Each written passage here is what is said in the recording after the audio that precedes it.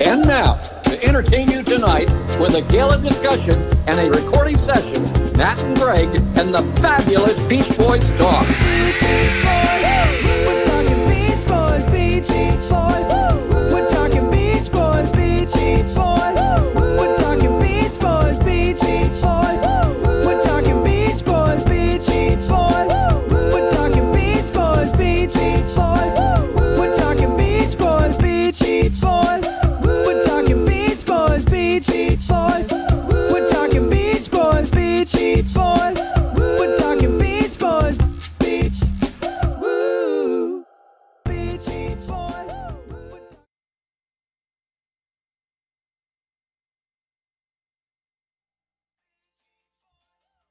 All right.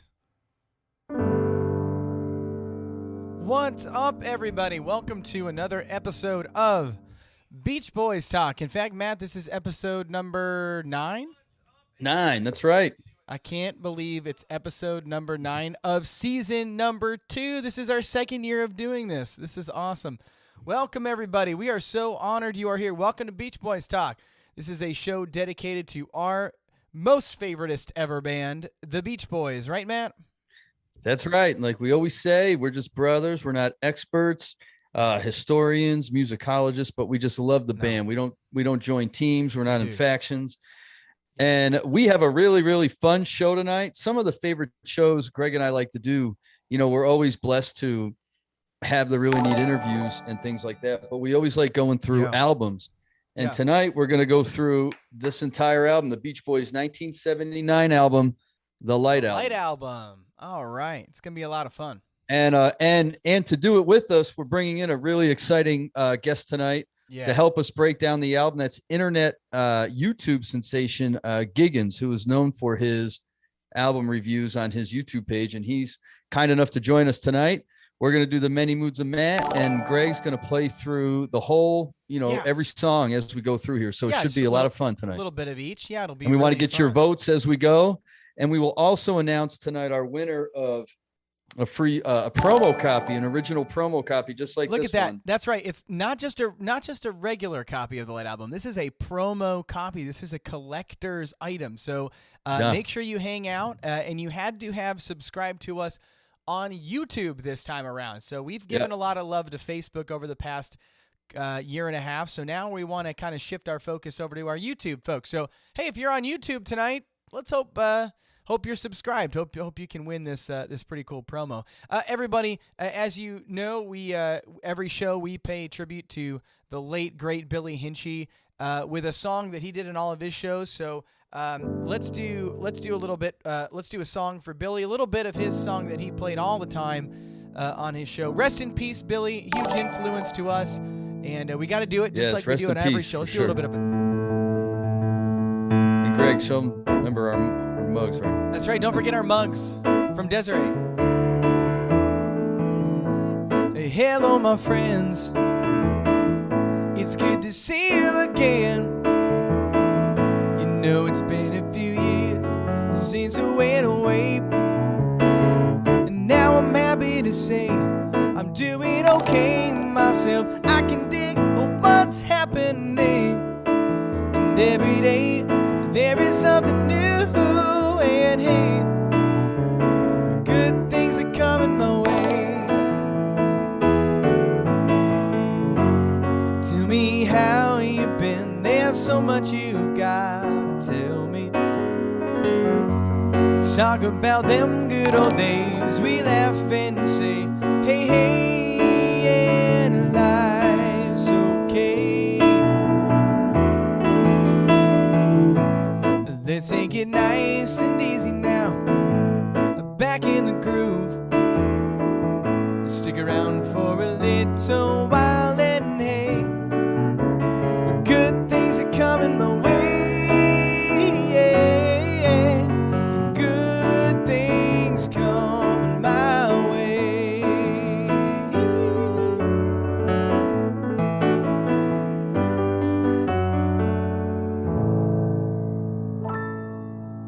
Rest in peace, Billy. Rest in peace, Billy. How about some hearts in the chat for Billy? Those of you that watch Billy's show, welcome. We're happy to have you on with us as well. And we always keep him in spirit. What a great guy. Lots of fun. We want to thank all of our Facebook groups that let us post our shows. We want to thank all of our friends out there that are so supportive. And that's you out there right now in the chat. I want to say hi to Stacy, Buzz. Hi, Emily. How are you? Dawn. We say hi to Bruce is out there. Hey, Bruce, how you doing? We're going to say hi to everybody. How's everybody doing tonight? We're going to talk the Light album. This is going to be a lot of fun. I was saying in the chat how I've enjoyed re-listening to the album the past week or so, to prepare. It's really, really decent. I mean, we'll get into it a little bit more, but it's been enjoyable listening to it. I have to give credit to this show, Matt, and to Stacy way back in 2021 when we started the show last year. I don't think I'd ever actually listened to the Light album. I listened to Good Timin', right? Yeah, but I think it was Stacy and Claire and all the awesome folks in our chat right now that have been with us for the past year and a half. They were like, Greg, you got to listen to the Light album. If you're a Beach Boy fan, you got to listen to the Light album. So I was like, all right, these people know what they're talking about. I will go listen to the Light album. And I got to tell you, Matt, the more I listen to it, the more I love it. What do you think, man? Is it a winner for you? Oh, absolutely. And I'll get into it a little bit when we do our segment here. I don't want to give too much away, but yeah, honestly, it's one of those overlooked albums that's very maligned. I read some old reviews today and I was really surprised when people just destroyed it. And I'm like, really? I don't hear it. To me, it sounds like all the, but a lot of like the early 70s albums in a way, I think, and we always say we're not like political. We're not like a Brian side or a Mike side or a Bruce side or whatever. We love all the Beach Boys. We love all the music, and we think they're all, they all provided value to create what we love today. I'll say this though, Matt, I'll ask you this. Do you think it has anything to do with the fact that maybe Brian was pretty absent from a lot of this, right? In fact, it's funny. It's funny you mentioned that because I have a quote that Brian Wilson. It's given to Brian Wilson. He put a post up, or his, whoever does his stuff put a post up about the Light album. Okay. And this is what he said. Yeah. Quote: Most fans of the band don't like those records. Some fans don't even know about them. There are only a few songs on those records that I like when I think about them, like Good Timin' and Going On. But mostly they aren't worth thinking about too hard. I didn't do much on those albums. That's a quote from Brian Wilson. Yeah, so you don't hear Brian say something negative a lot, but that was a pretty good slap to the Light album, I think. Yeah, I think he's talking about the Light album, the MIU album, and Keeping the Summer Alive, all those late albums. And we've talked a lot on the show about that. What makes a good Beach Boys album? Is it when it's Brian centric? Brian produced, Brian written. I think in the beginning it was, but I think as we've also talked about, as the Beach Boys got a little bit older, matured, progressed, they were able to write their own music. And I think honestly, after listening again to this album, that is really shown on the Light album. The Dennis tunes are top notch. The Carl tunes are some of the best he ever wrote. Dennis and Carl, Brian or no Brian. Yeah, they shine on this album for sure. Yeah. I wanted to say hello to my friend John Butler. He's back with us after an absence. We missed you, buddy. John, where have you been, man? We have literally Allison's here. You. Hey, Allison. Those cool pictures you saw with Mike Love. Very cool. Yeah. It was cool. So, you had a good experience. Allison, there. You have to tell us, how was the conversation when you said, hey, there's these guys, these huge nerds that have the show Beach Boys talking, you should come on it. What did he say when you said that? I'm interested. Yeah, you were going to report back to us. Yeah, I remember Allison, you promised. I remember. Didn't she promise? Chat, help me out. She promised last week. She said, I promise. I'm just kidding. Yeah. Allison, that's very cool. Your pictures are awesome. And Allison, you're right. Going On is on Keeping the Summer Alive. I think the quote was probably more about the era, maybe? About the era, not just the particular album. But Sean point. O'Grady, I agree with you. LA, MIU, KTSA, Keeping the Summer Alive are all underrated. I absolutely 100% agree with that. And I didn't always, but I do now. Yeah, but Claire out there, our best friend, Claire out there. Claire, I hope you know we're best friends. You may not think that, but we are best friends.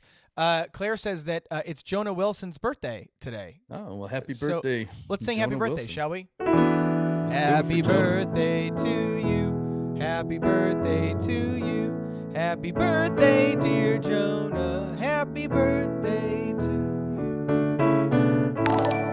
Happy birthday, Jonah. Hope it's a good one. Hope it's a very good one. Joey Hooper says Bruce did a great job producing the Light album. In fact, I read David Leaf, by the way, friend of the show. Amazing. I love David. He's awesome. I was interested, Matt. I went back in his book. I forget what is the pink one, the one that's super rare and really. Oh yeah, the California Myth. California Myth. Yeah.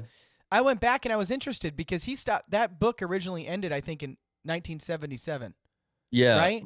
I think so. But then he came back and he wrote a codetta to it where he adds on and he talks about the Light album in there. And if you haven't read it, it's really neat. But David Leaf is just a wonderful person, incredible talent, and he's written so many wonderful things about the Beach Boys. He worked with Brian, it was pretty interesting.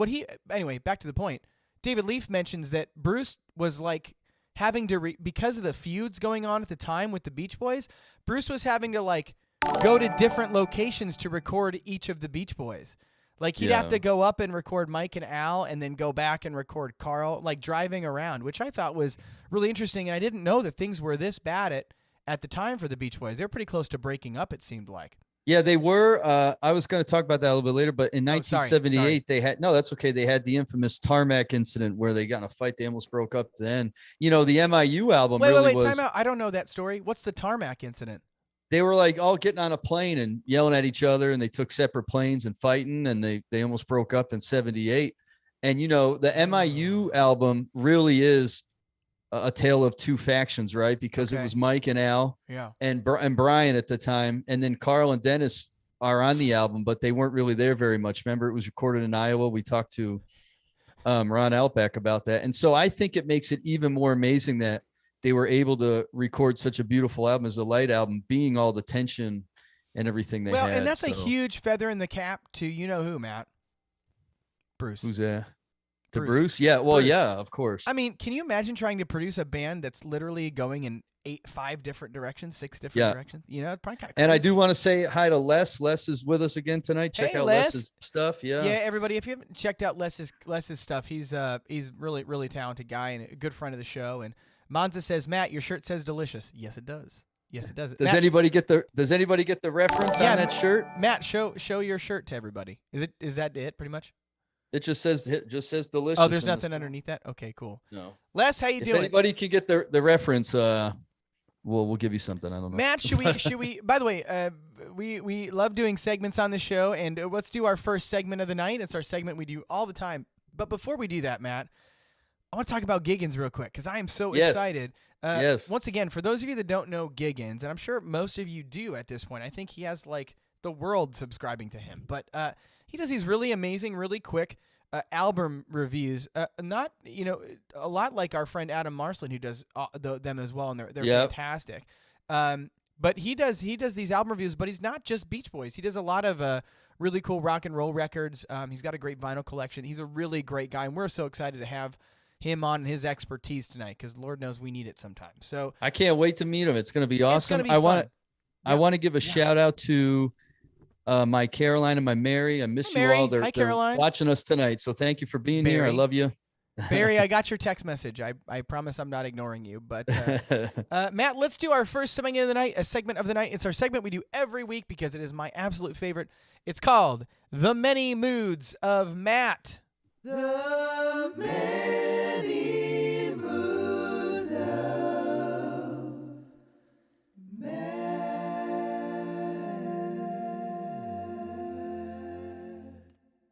Stacy, you got it right. And Claire, Brian had a t-shirt like this. That's why I have it. It's nice. It's good. I'm not going to walk out in public in it too much, but I thought it'd be a nod to Brian and this era of Brian too. So I guess that'd be a tough thing to explain quickly, right? I know. What does your shirt say? Delicious. And then they'll go, who's Brian Wilson? So anyway, my mood for this segment is really curious, and honestly, inquiring and curious because I've been listening a lot to the Light album to prepare for the show, and I've listened to it before, of course, and as Greg said, because of the show and all of you, I gave it another listen. And I've always been a fan of the MIU album. I've always been a fan of Love You, and even 15 Big Ones, 80% of it I really like. And so it got me thinking, what's the deal with the Beach Boys kind of being written off from 1976 through even Keeping the Summer Alive through 1980. But 1970 to 73, they're considered, these progressive geniuses, getting with the times and doing everything. Because I got to be honest with you here, and I might have a very unpopular opinion, but I think the music in that era, let's take 15 big ones out of it. All right. But let's say Love You through Keeping the Summer Alive, or Love You through Light Album, if you want to keep it in the 70s. I think that era is just as good, if not better in some ways, than the 1970 to 1973 era. Oh, sorry, Matt. We lost you there. Sorry, buddy. I'm sorry. You lost sorry. me. We did. We can't let you continue to say what you were about to just say. No, we had to cut you off. I'm sorry. You cut my segment short. That's right. I had to cut your segment short. I'm totally kidding. Matt, say that again. You just said that you think that from Love You On is better than Holland? I said the 77, the 79 era to me is just as good, if not better in some ways, than the 70 to 73 era. I feel like the 70 to 73 era gets a lot of hype and a lot of whatever because it was the cool Beach Boys. It's cool, it's the early 70s. And by the late 70s, by the late 70s, the Beach Boys were older.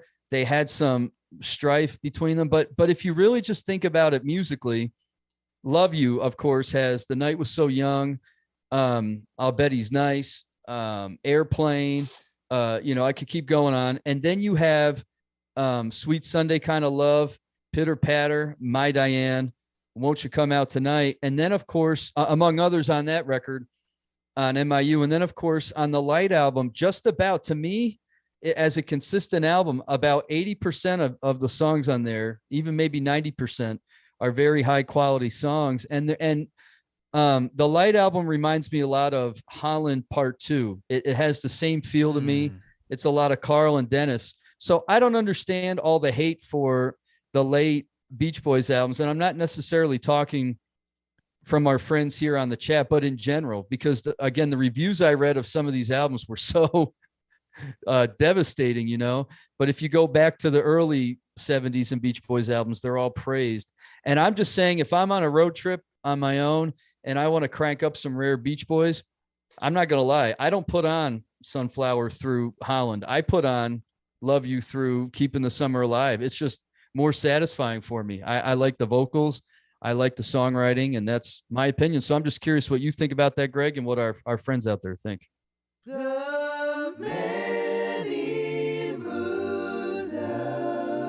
Wow. I mean, in a way, this is all subjective. So, you can like any Beach Boy era you want. But, I might argue with you that I don't do that. I mean, the problem is your premise is that people malign those albums in that era a lot, but I'm not 100% convinced that they do. Are you sure? MIU? Dude, the Light album has got MIU maybe. You should read the Rolling Stone review of the Light album. It's like the worst review I've ever read of any band on any album. Yeah, but to be fair, wasn't that written at the time?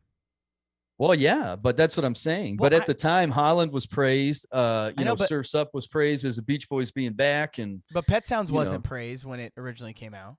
That's true, but it wasn't maligned either. It was more like it's not the old Beach Boys we know, But it wasn't like, for instance, they just say they called it irrelevant. They said it was the Beach Boys trying too hard to fit in, all because of one track on the Light album. By the way, the rest of it is just is great stuff, So I don't understand why it is that way. In fact, I think it's really, really interesting that the Beach Boys, even through the 70s, and again, as they lost popularity, as they came back into popularity with Endless Summer, were still able to make great music. They were called a Panda Nostalgia Act after Endless Summer, but you have these great albums that came out. Love You, MIU, and LA. Let's do this real quick because I'm interested. So chat, we got a ton of people in the chat right now. And once again, we're on YouTube, we're on Twitch, we're on Facebook. If you think that the that the kind of the Love You era, to, what are we saying? Just that era, that late 70s era, 80s era, the Beach Boys. Maybe we put Keeping the Summer Alive in there because then they didn't have an album till 85. So if it's for you, put a 1. If it's not, if you don't like it, put a 2. 1 if you love that era, 2 if you don't like that era. 1 if you love the era, 2 if you don't love that era so much. 1 if you love it, 2 if you don't. Let's see. I'm interested to see what the chat comes up with here. So chat, we're deciding whether or not that late 70s era, which is, you know, the MIU light album 85, 1 if you love it, 2 if it's not for you. Let's see kind of what we come up with here, Matt. Yeah, I'll play some music. Gail Key said, I think it is a generational thing. In the 76 at the context of the times, the 76 to 80s albums were disappointing. Listening to them now, I have a different perspective. That's fair enough. The in crowd in New York did like them. I felt like an outcast. People could not get past the novelty of the Beach Boys main. Oh, thanks, Kathy. We're making great points. I don't see any 1s or 2s in there yet, but Jim Watson said Rolling Stone review of McCartney's Ram is one of the most brutal reviews ever. I've never read that, but I can tell you the one for the light album. Across the water. Ooh, look at the 1s. It's across the sky. I see some 1s there, Greg. Steve, Janice, Claire, Ben, Connie. Ooh, look at that. Sean, Stacy, Joyce, Marianne. Wow, there's a lot of 1s. Wow. I love the Ram album. What else? What other songs are on that one? I don't know, but does this mean that I was wrong, Greg, in my assertion? Sorry, Because look at the numbers. Uncle Albert. We're so sorry. Somebody got me off track. Now I'm thinking of the Ram album. There's a lot of good songs on that record. I'm seeing a lot of 1s, Matt, which kind of means that I don't know. I don't necessarily agree that everybody kind of thinks it's crap, you know. Well, again, I'm not talking about in our Beach Boy bubble. I'm talking about, so for instance, if you or just want somebody to get to know the Beach Boys, Taylor voted present. That's a good one. You're not going to be like, oh man, listen to the light album. Even if you love it, you know, you're not going to give them that album first, right? It's all 1s. There's a couple 2s, but for the most part, everybody kind of seems to dig it. Well, that's very good, and I'm excited. What was the question again? 1 or 2? Which one was better? Well, one is I enjoy that era, so like the late 70s. 2 is I could take it or leave it kind of thing. So what about can I that vote? Can I vote real quick? Yeah, what about the fact that this era might be even better than the early 70s? I just voted. What about that? Say that again. What about that? I said, what about the idea that this era might be better than the early 70s era? You know, the Feel Flows era. How about the MIU era? You know what I'm saying? The light era.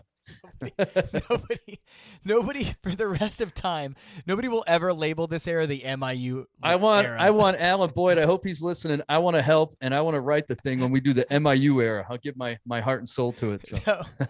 No, they got to call the Tomboy era. The Tomboy. The Hey Little Tomboy era.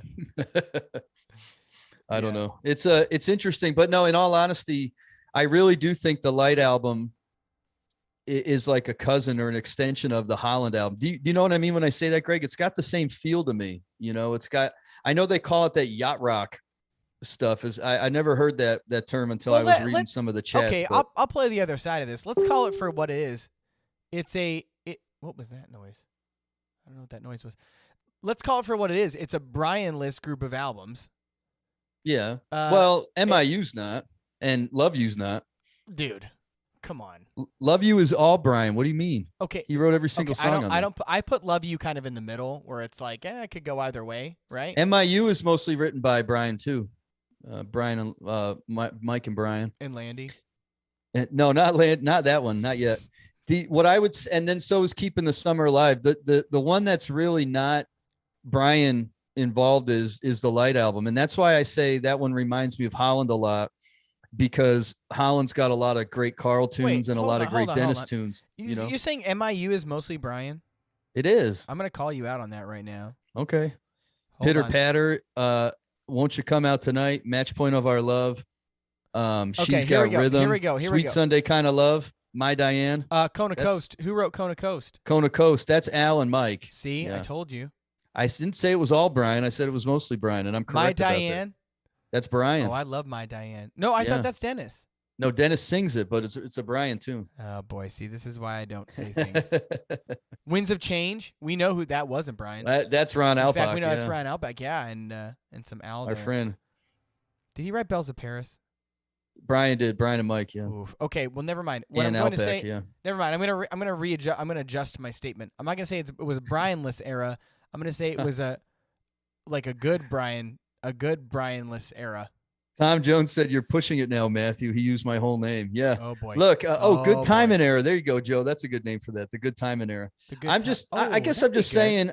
Again, I'm not a musicologist, so maybe the songs are better from the early '70s, or maybe whatever. I don't know how to explain it. I just know that when I listen to those late albums, they're just really satisfying. I like the way their voices sound when they're a little bit older in the harmony, mixes, and all that stuff. I like it. So. Matt, I'm showing everybody the poll we did on Facebook. All right, cool. We did a poll.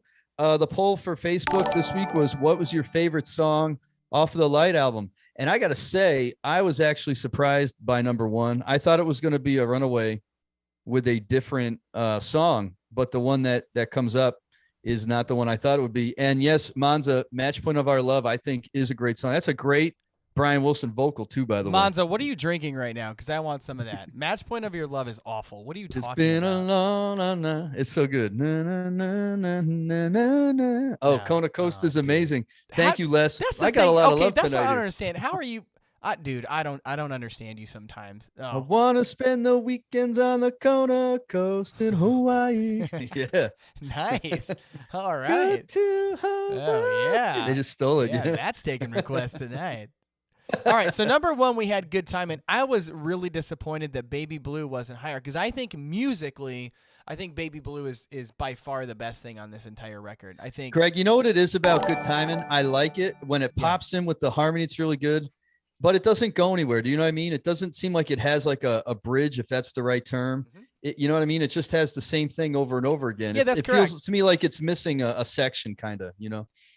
Yeah, no, 100%. You're right. And musically, it's a pop tune. You know, there's really not much to it. You know, pretty simple formula there. But I think what it does have, and I think why a lot of people are drawn to it, is it has that throwback sound, right? It's got that Beach Boy harmony. It's got the harmony, and I can understand as a single, and some of you all I know experienced this, but I bet when you heard that on the radio as a single, and that sound pounds out of the radio, that had to be pretty exciting. You know, even if it's not the best song they ever did, it had to be cool. Let's do that. If you're in the chat right now and you heard it on the radio, what were your thoughts when you first heard it? We'll read some of those when you heard Good Timin'. And while we're doing that, we had Baby Blue in second, and those top two were pretty handily in first and second place. Then we moved down. This to me was the biggest shocker, Matt. Now, I love Al, and I do agree with you. I think his vocal's fantastic on most every Beach Boy album, and any chance he's gotten time to sing. I don't love Lady Linda, and I don't love the whole Bach thing. I don't love it. And I was really surprised to see it beat out Angel Come Home and Shortin' and Bread, because to me, Shortin' and Bread is the probably I don't know. I mean, I think it's the best tune on this entire record. No, all kidding aside, Angel Come Home is by far at least the second best song on this record. What do you think? Yeah, but it's kind of like you said when we were talking about this one time, but Lady Linda, was a hit. In fact, I'll talk about it when we go over it, but it was number 6 in the UK. It was a big hit, So I think that's why a lot of people like it too. It gets a little bit more play. There's probably more fans that know it. But I voted for Baby Blue. Yeah. And if I was going to vote for number 2, I would say Angel Come Home. I just think Angel Come Home is a great Carl song. Yeah. And of course a great Dennis vocal. But to me, Baby Blue is one of Dennis Wilson's greatest songs he ever wrote. Well, and it's one of my favorite Beach Boys songs in general, not just Love You and not just Dennis. I just think it's a great song. Carl's vocal is great, Yeah. I wanted to somebody mentioned where is it? Usual Mike Television on YouTube says Here Comes the Night disco version is a banger. So I guess it really makes him excited. I love it. Cindy You says, can hang in there for it. well, you certainly recognize "Good Timing" as a Beach Boys song when you heard it on the radio. Cindy, I believe you there. Yeah, I think that's I could understand the appeal to that if you hadn't heard a good song in a while from them, and then that comes on. I can understand. That. Kathy Barwick, hi Kathy on Facebook says, "Good Timing" drew me at least in. Wow, they're back. That's pretty cool. Yeah. I mean, that's pretty exciting, especially after a crap record like MIU. You're like, finally. Allison says, I voted Baby Blue. It's so good. I know, me too, Allison. Vince says, to me, it's hard not to. Here Comes the Night. Vince, you are banned. You are banned from Beach Boys Talk. No, I'm just kidding. You're not banned. I'd love to go through all of these. I'd love to go through all of these comments here. But right now, ladies and gentlemen, we have to welcome on our special guest. All right. Here we go. Here, wait. Did we bring him in? Hold on. I hit admit, didn't I? Oh yeah.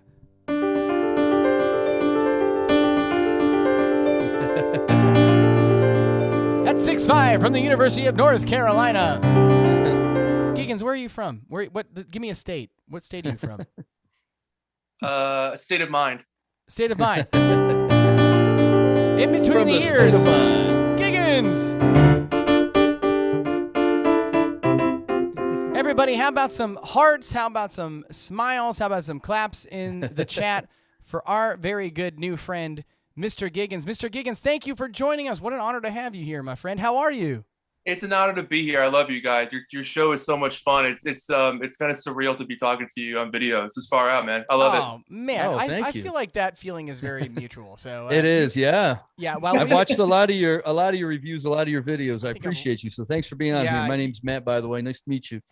Nice to meet you, Matt and Greg, officially. Yeah, man. I don't want to get too sentimental or serious here, but in a very real way, I think you are giving an outlet to folks that maybe don't want to accept the status quo musically, right? I think it's a huge deal that like, oh, I don't have to listen to Doja Cat. There's this guy who's got all these really cool records that I've never heard of. And what I really love, and I especially love about your channel, is all of your reviews are pretty short. You know what I mean? Like it's not, hey, I'm going to dig into this thing for a 3-hour, just nonsense. It's short, it's to the point, it's fun, it's exciting. You kind of bounce record to record.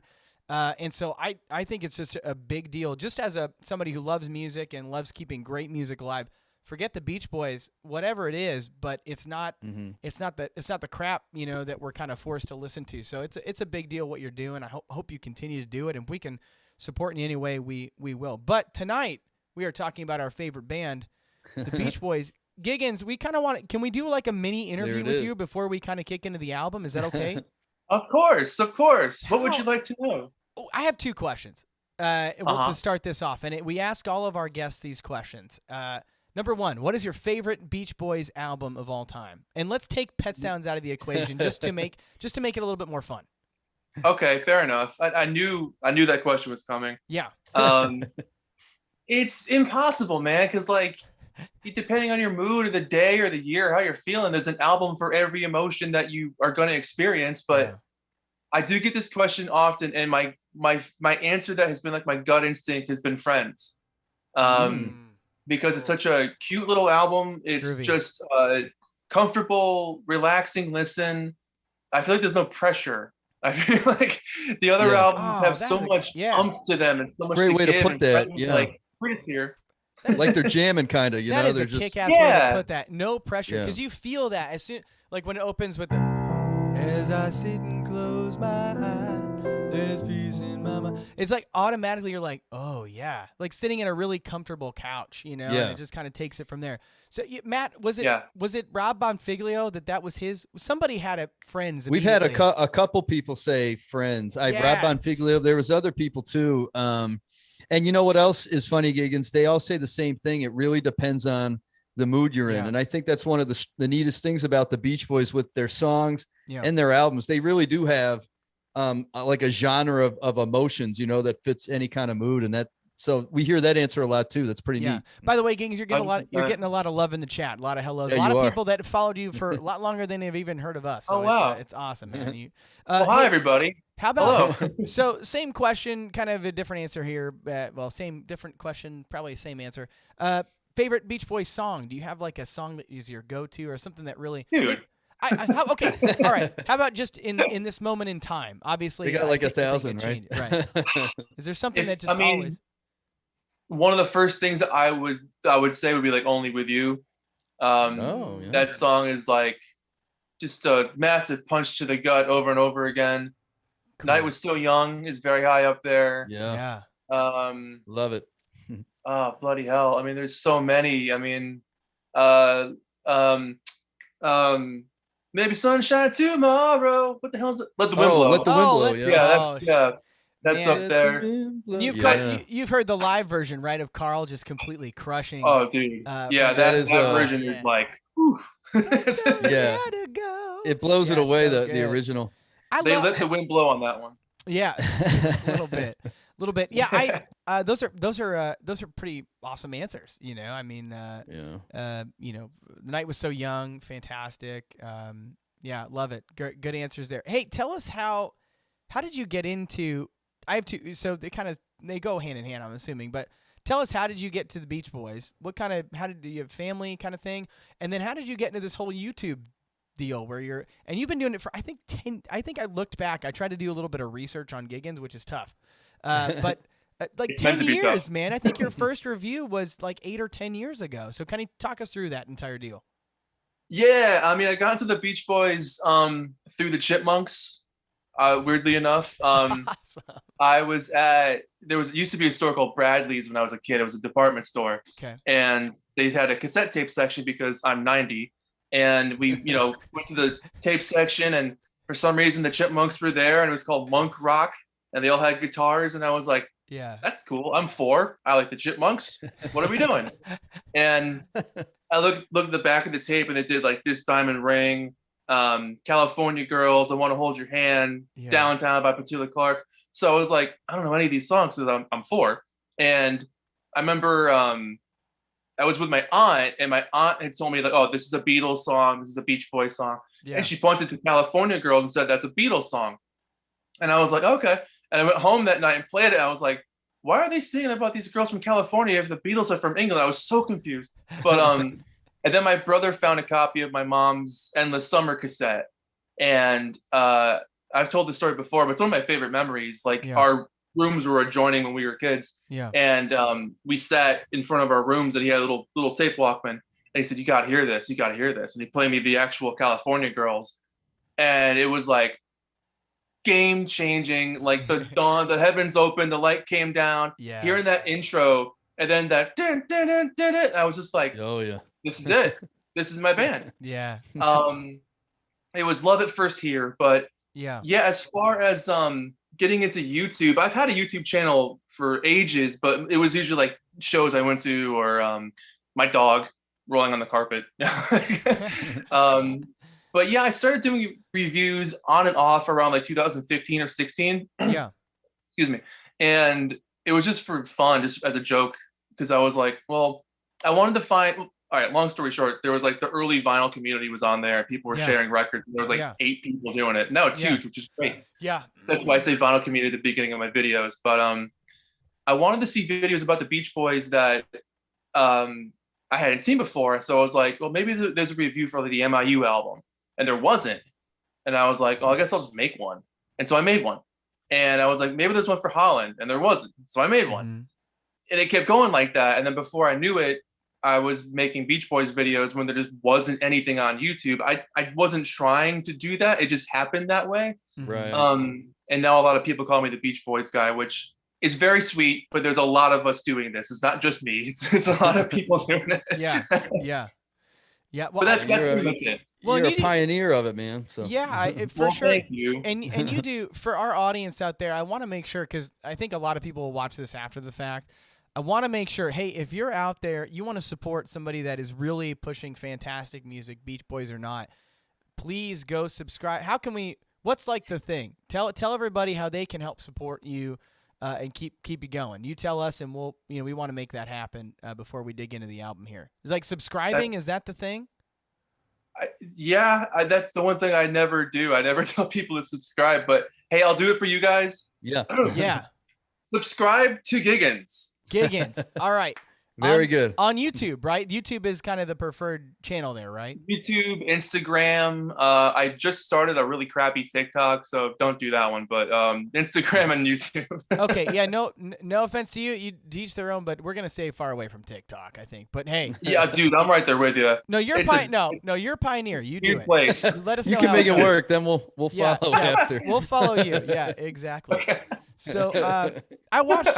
So let's kind of dig a little bit into this. I watched you've done a review on the Light album. Everybody, go to YouTube, check out Giggens. He did a really neat 15-minute kind of breakdown of this record. I've done two. Oh, you've done two? Okay, I missed the second one. So if you went back.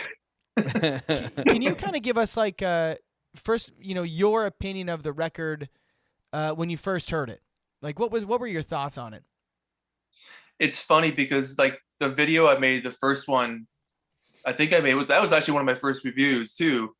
And that kind of encapsulated how I felt at the time about that album. And then I made another video a couple of years ago to kind of like go back to it. But when the very first time I heard the album, I was really confused. I was like, this era of the Beach Boys, I feel like is either completely forgotten or really maligned or casually tossed about as being absolute garbage, but there's some gems in there.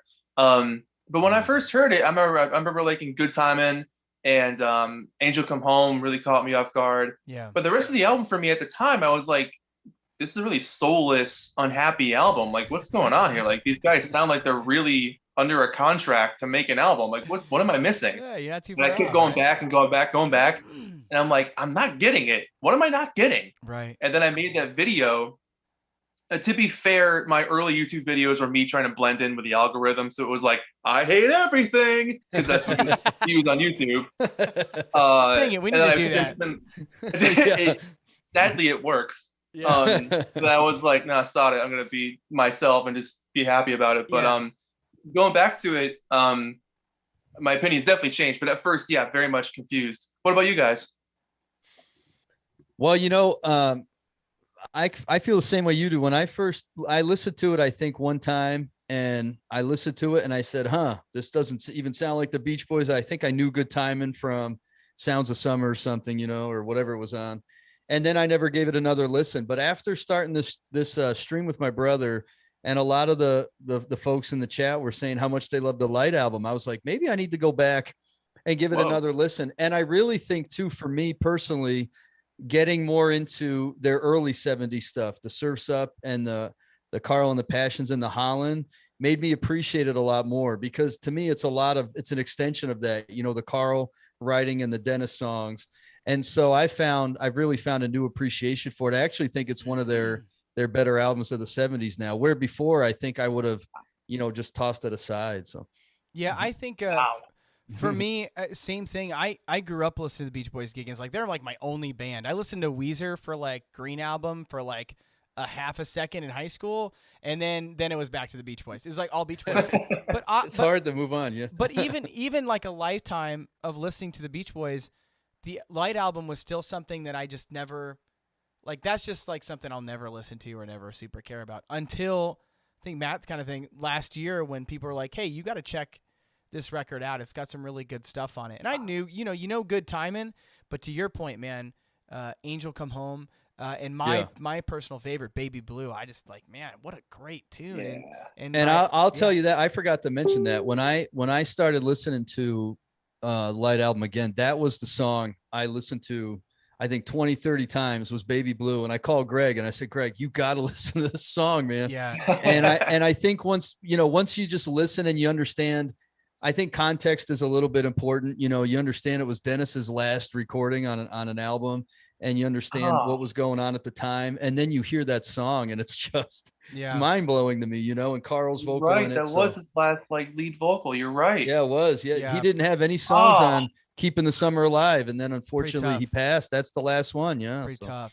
Yeah. Yeah. So. Yeah. Well, let's dig into the record here, shall we, fellas? Let's get into it. Yeah. We'll go through song by song, and folks out there, we'll do a song, and then I'll play a little bit of it.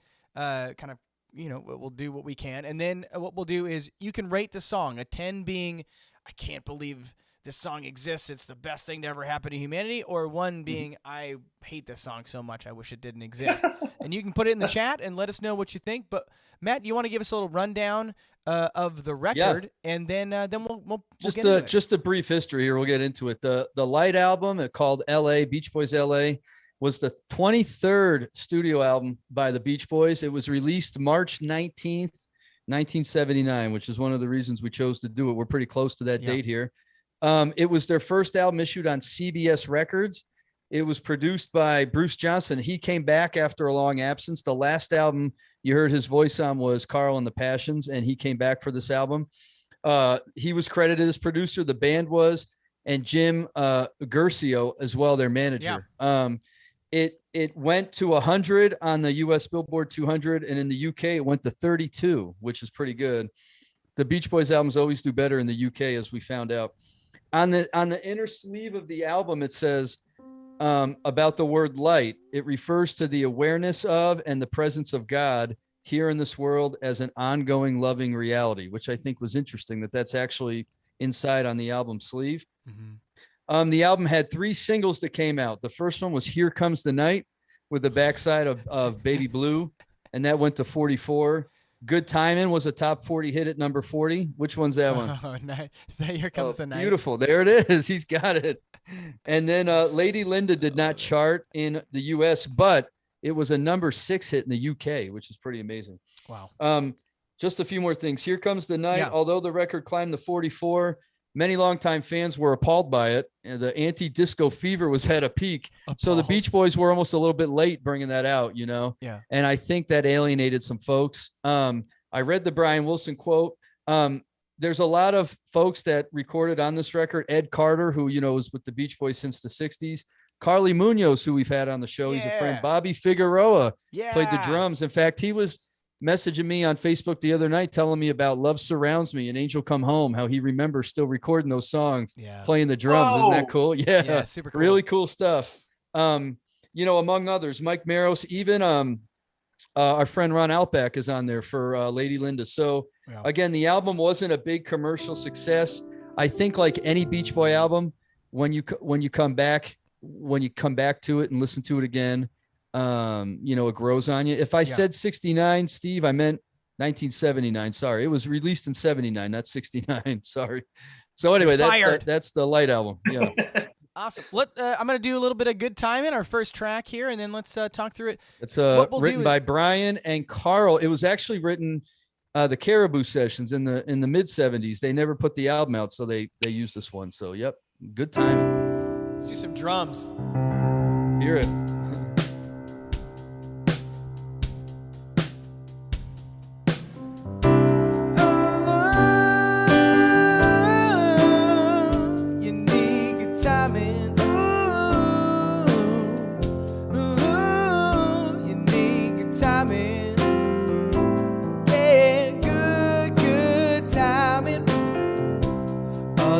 People, we're just living. The world keeps turning,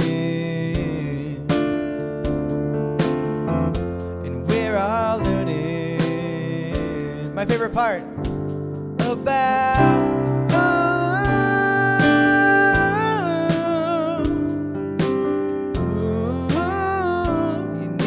Timing, takes good timing, yeah, good timing. Ba-da, ba-da, ba-da.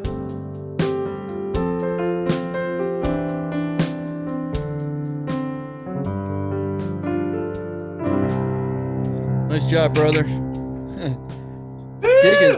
Giggens, what do you think of this song? Good Timing. Oh, it's a classic. It's such a smooth jammer. Just an ode to keeping it chill and having a good time and keeping it light album. That's right.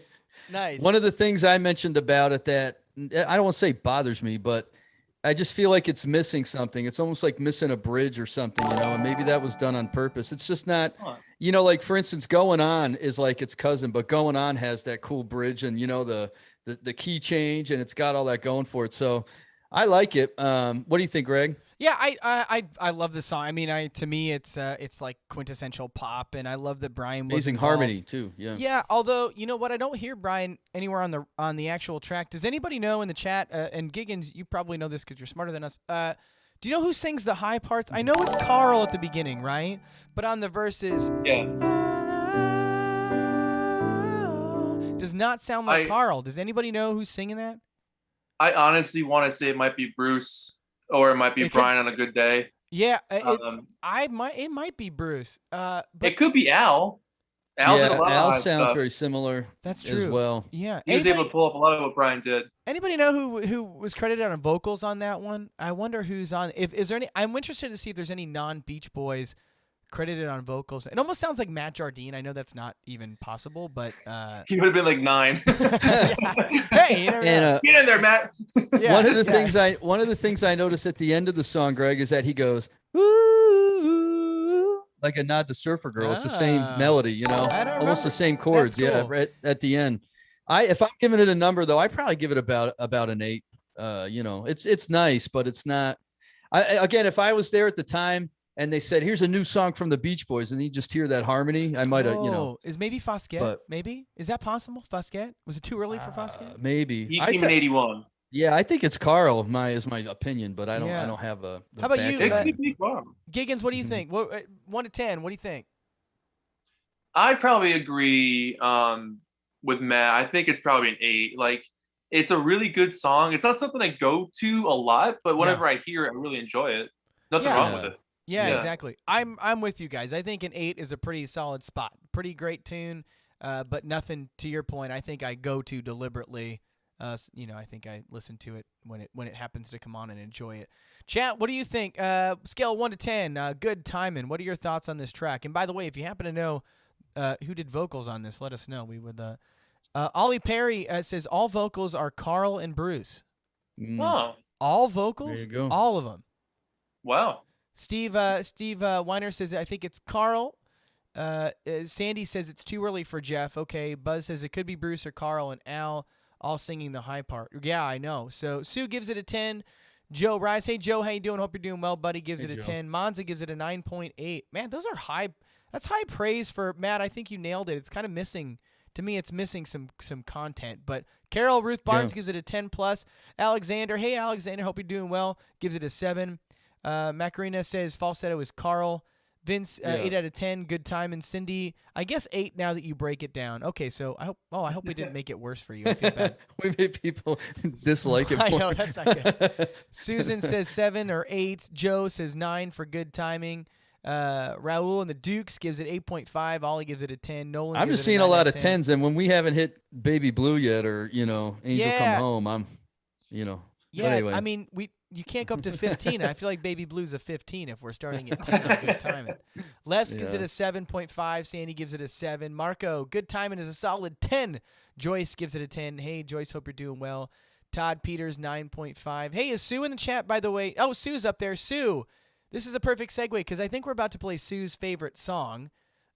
We are. And let's talk about some Lady Lindo. Oh, and there's Nolan Carr. All right, Hey, Nolan Carr said underrated. Nolan's got a cool show. Nolan Carr at Night on YouTube. Check that out. Yeah. The next song we're going to do is called Lady Linda. Yeah. Now, we did have Ron Outback on the show, and he talked about how this came about, but it was inspired by Johann Sebastian Bach. And I always laugh when you look at the writers on it. You always see Wilson and Love. But on this one, you see Bach and Jardine. It kind of cracks me up, Fitting, really. Yeah, and Outback. But again, to me, it's a beautiful vocal by Al. He could sing the phone book as far as I'm concerned. And it did not chart in the U.S., but in the UK, it went to number 6. It was a really big hit for them there.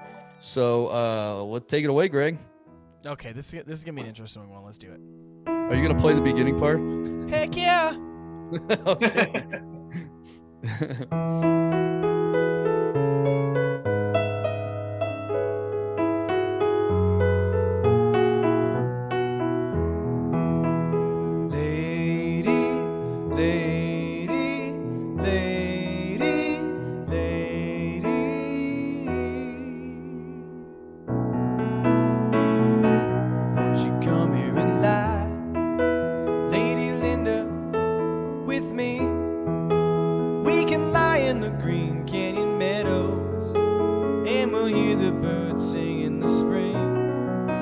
the spring. Don't you know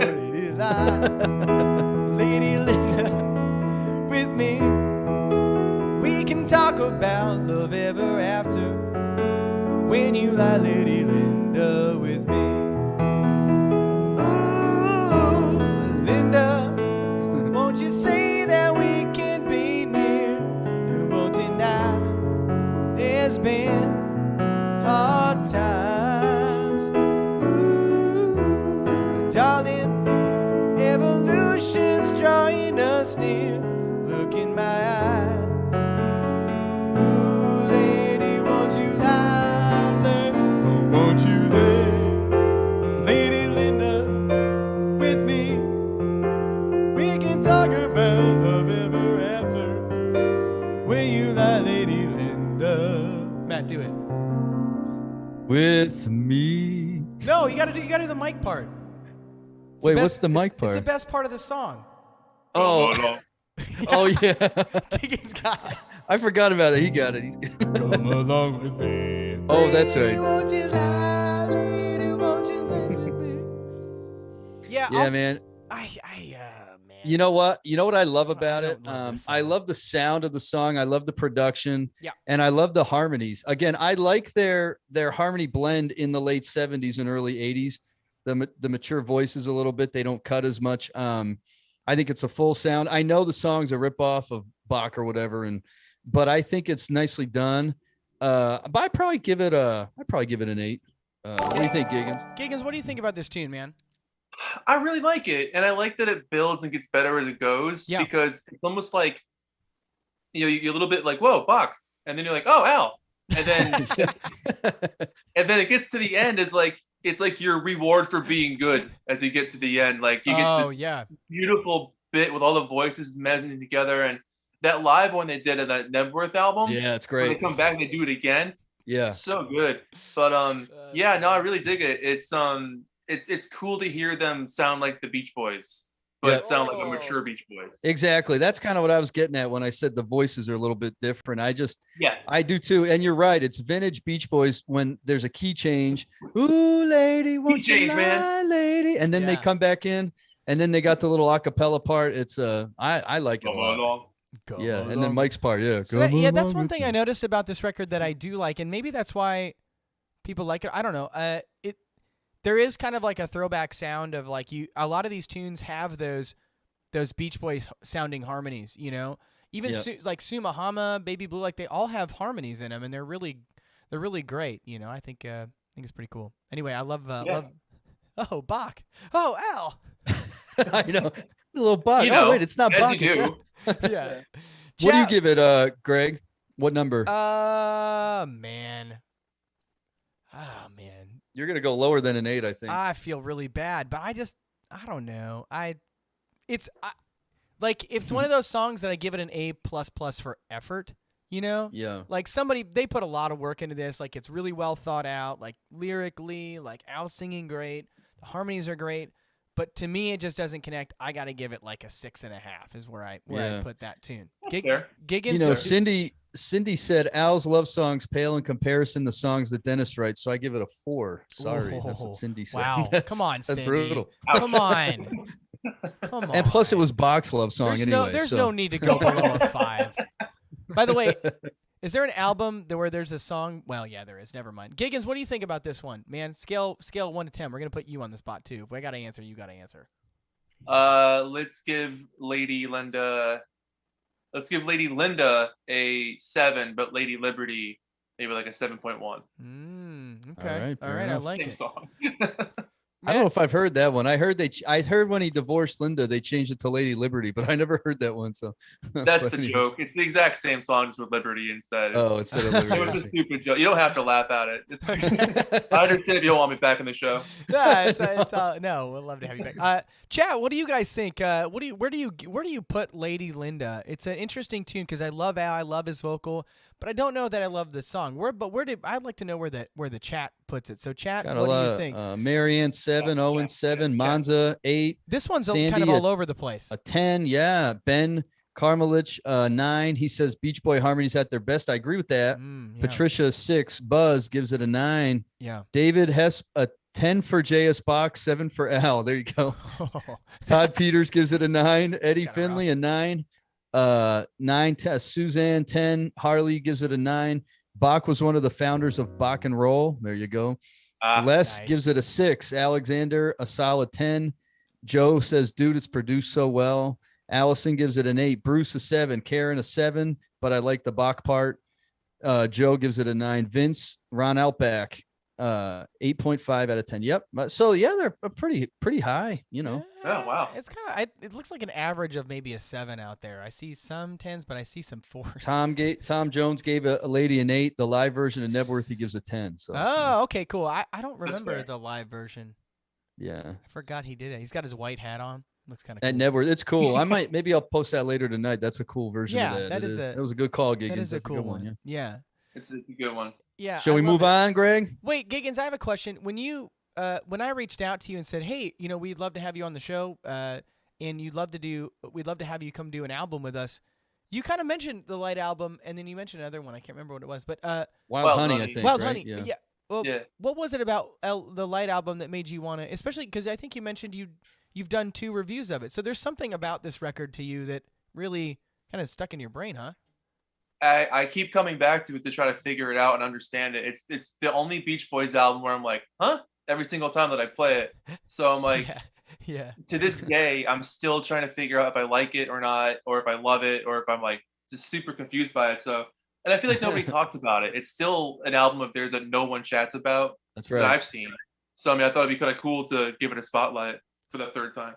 Yeah. After reading David Leaf's stuff today, it's kind of amazing that they can put together an album that sounds pretty happy-go-lucky, kind of like positive for the most part. It's not like a downer record, but they were in such a bad spot, like in terms of their relationships and all that kind of thing. And they're close to bankruptcy, just a lot going on in the negative. So it's pretty kind of amazing that they were able to come up with something like this. You almost expect something really kind of rough and almost like a 2020s type situation where it's like kind of all just throwaway crap that they didn't really know what to do with, so they put it on the record. But this wasn't that. You got some really cool gems from Dennis and Carl. But anyway, I'm talking too much. Yeah, completely. By the way, Sue in Australia, Sue, you gave that a 10.10, right? Is that right? Where's Sue? Sue out there? Sue, we love you. Thank you for being here. But I think Sue really liked this song, if I remember right. So yeah, moving on here, fellas. We got our first cut from Carl. Yeah, it's called Full Sail. It's a really nice song. Again, a typical yacht rock. That's a term I learned recently. But Carl Wilson's co-writer on this was Jeffrey Cushing Murray. And in fact, you learned recently?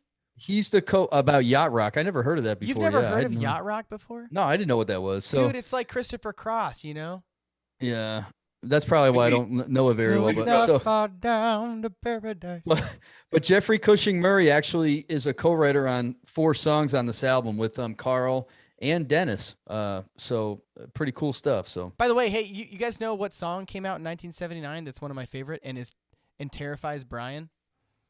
Oh yeah, he says it scares the hell out of me.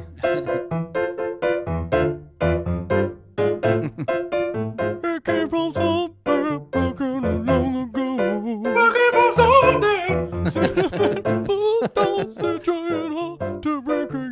Yeah, I love that song. Anyway, that song. See, Kenny Loggins wrote that. Isn't that cool? See what the Beach Boys were dealing with in 1979? They had a lot of stuff going on.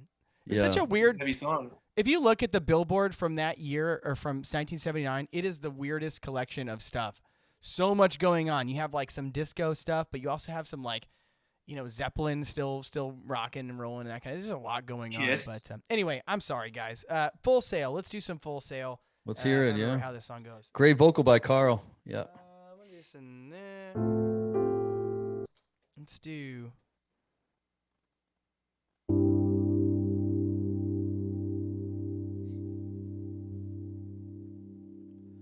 Full sail, full sail, steady as you go, the wind will blow. Set sail at Frisco Bay, in the fog is cold and gray, clear is sailing day after day. Full sail, full sail. Now the air is still above a dew. Come upon, see trouble in the winds of change and shift. My course is set, there's no turning back, but there's no going anywhere yet. Full sail. The epic rock drums there, yeah. That's kind of the vibe you get on this tune, right? It's like, yeah, I love. To me, this is like the beginning of Carl's like vocal reemergence as like a really, because then you start getting into Keeping Summer Alive and Beach Boys '85, and you start, and it's a solo record after this, right? Not too long. Yeah, he's got two of them. So yeah. To me, you start to hear a little bit of Carl coming back, right? It's like, hey, Carl's really starting to kind of get that itch of doing his own thing. And I think Full Sail has grown on me a lot. I was like, this song is, I don't know, it's not gonna. But the more I play it, the more I sing it. Really, really cool tune.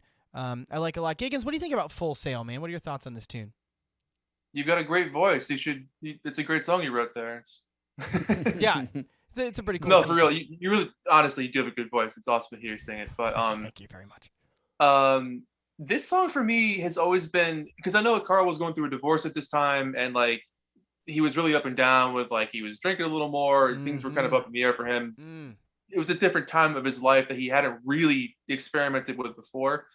So when I hear this song and Going South, I feel it makes me sad, because like I hear it in his voice. I hear like this loneliness and like this like what's gonna happen next kind of feeling. And it's like it's a really poignant kind of song, especially coming off the back of Lady Linda, which is like, hey, Lady Linda. Now you're like Carl, chill. Yeah. It's a heavy song. So I'd probably give it like a 6 or a 7, because I feel bad for him, really.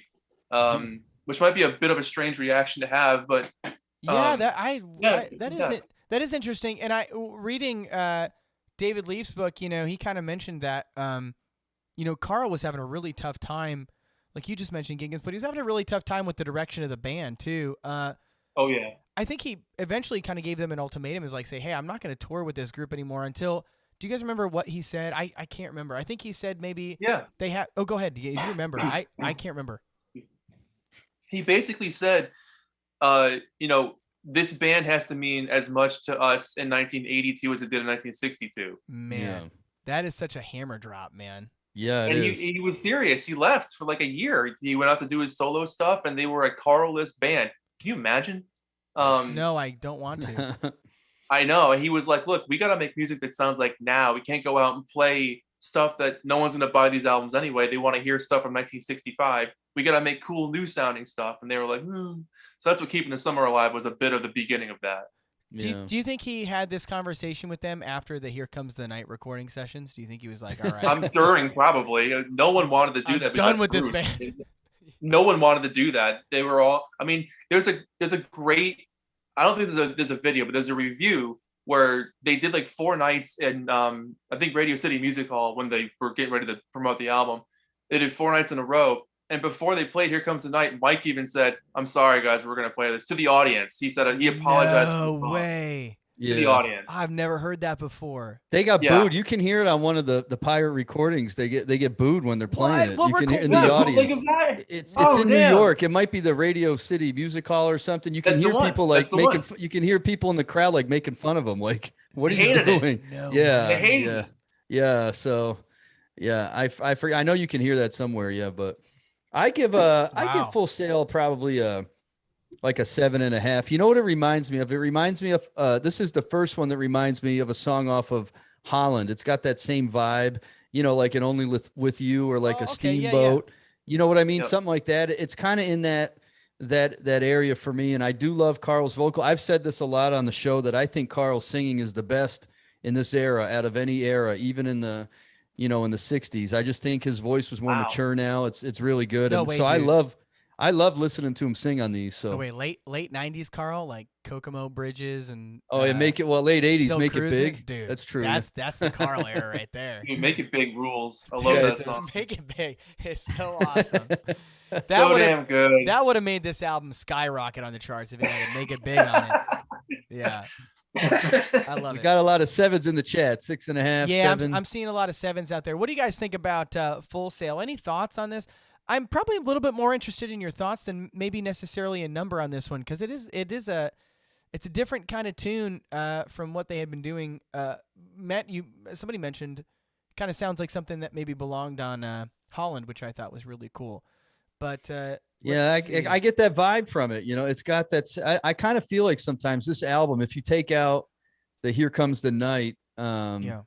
I don't mean to keep hating on that, but if you take that out, to me, it's really almost like a Holland Part 2. Like the follow up almost. That's what it reminds me of. So Allison says she gives it an 8. She says, "I know people don't like Full Sail because they say it's boring, sleepy, which is honestly understandable. But I have a soft spot for it because I really like the relaxing, calm vibe to it." Yeah.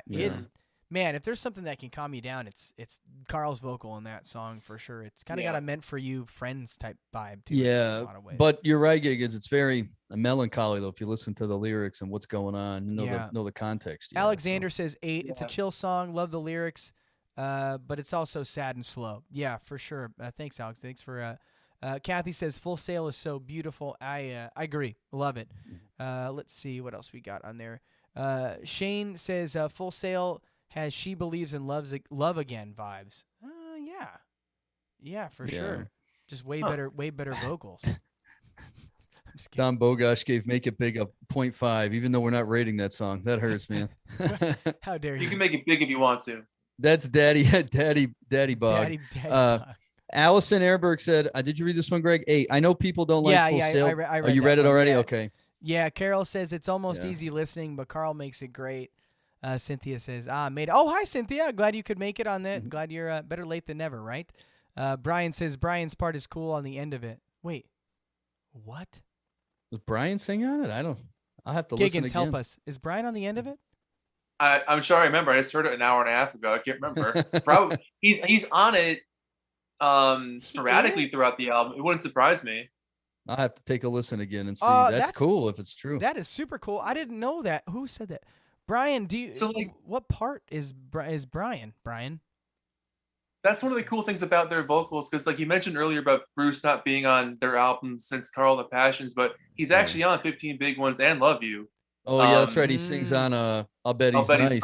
Yeah, that's right. Yeah. So his vocals will pop up here and there, like, oh yeah, there he is. So it could be Brian. More likely it is. Yeah. Interesting. Yes. And they sound when they get up in the high range, they sound very similar too, like all of them do. Carl, Al, and Bruce, they all sound the same. So that's interesting. Joel, but a cool tune. This is a perfect segue to our next tune, and we start to get into the good stuff of the album, in my humble opinion. Joel Goldenberg says Brian is said to just be on Angel Come Home. Did you guys know that?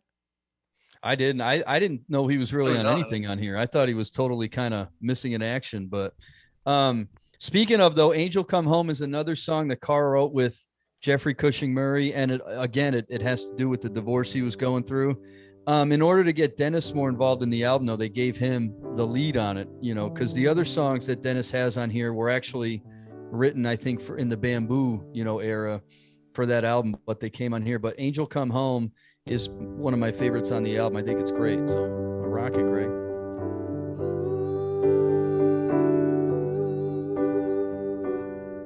Now the puzzle's laying out on the table. The pieces don't fit. I move from chair to chair, but that empty one's there where she used to sit. I'm sitting here going out of my mind, 'cause she's gone away. I couldn't wait, but now afraid it's too late.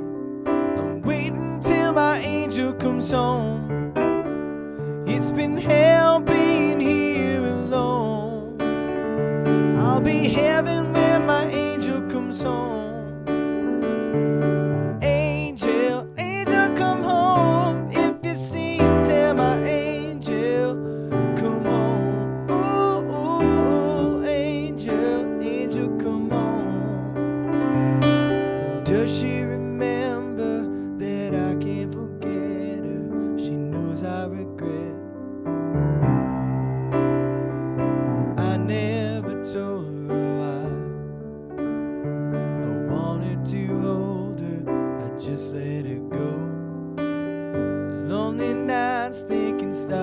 to sinking, we had a way to go. We'll grow closer together by being apart. When my angel comes home, you gotta tell me if the angel comes home. God, tell me, why has she flown so far away? Pray she won't stay another day. I'll be everywhere my angel comes home. Please come home. Angel, come home. If you see it, tell my angel, come home. Man, that to me is number 2 on this album. I think 1 is Baby Blue, 2 is Angel Come Home. What an awesome song. And I love, the thing I think I love most about this is that written by Carl, sung by Dennis. There's another song that I love from Holland. It reminds me kind of the Holland thing where written by Dennis, sung by Carl, Only With You. Only with you. Well, Yeah. For some reason, those two should not sing their own songs. They should let the other person sing it, let the other guy write it. Giggens, what do you think about this tune? This one for me is a 9 out of 10, hands down. I love Dennis's voice, and this is the era where his voice was starting to get more gruff, but he makes it work so well because the emotion behind it, you hear that pain in his voice, and you're hanging on to every word that comes out of his mouth. So I mean, it's just a nice song. I like the little breaks, the angel, it kind of separates it from the verses. So like there's just enough different stuff going on to keep you interested for the next 100 years. I love it. Scott on Facebook, real quick, I have a really cool comment. He says, when this album came out, in the words of Allison, this was a boring song, but I saw Dennis sing it and everything changed for me. I wonder if it was maybe live. It was a highlight of the concert. Oh, duh. I rated a 10. I think it's one of those songs in another 50 years fans will be finally giving it its due. It's one of those tunes where I feel like, man, if it was on like Sounds of Summer, like if they just like tucked it in between Darlin' and Don't Worry Baby, you'd be like, hell yeah. But for some reason, it's not on any of those records. And Matt, what do you think? Yeah, I agree. I give it a 9. I love Dennis's vocal. I love the melody, the beat of it, the emotion. Yeah. And I was texting with a guy today, an author who's going to come on the show later, but he made a good point about how Matt doing a lot of backdoor bragging tonight. No, I'm not trying to. I don't want to sound like that, but I'm just saying he made a really good point that I want to bring up is that, the Beach Boys in the 60s, it was like their hits were so recognizable, so noticeable, like right away. When you heard it, you're like, it caught your ear, like I Get Around, right? Fun, Don't Worry, Baby. And he was just saying how the later stuff, say after Holland, wasn't like that. It's still good music, but it doesn't catch your ear like that the first time, and that's what this song reminds me of, is that I had to give it a few listens, but now that I've listened to it a few times and you hear what's going on in it, and you know what I mean, now it does it for me. But I think that's an interesting thing that he was saying, that a lot of these songs have to kind of grow on you, where they don't have that instant, like this song rocks, like you get in their 60s albums, for whatever reason, but I like it a lot.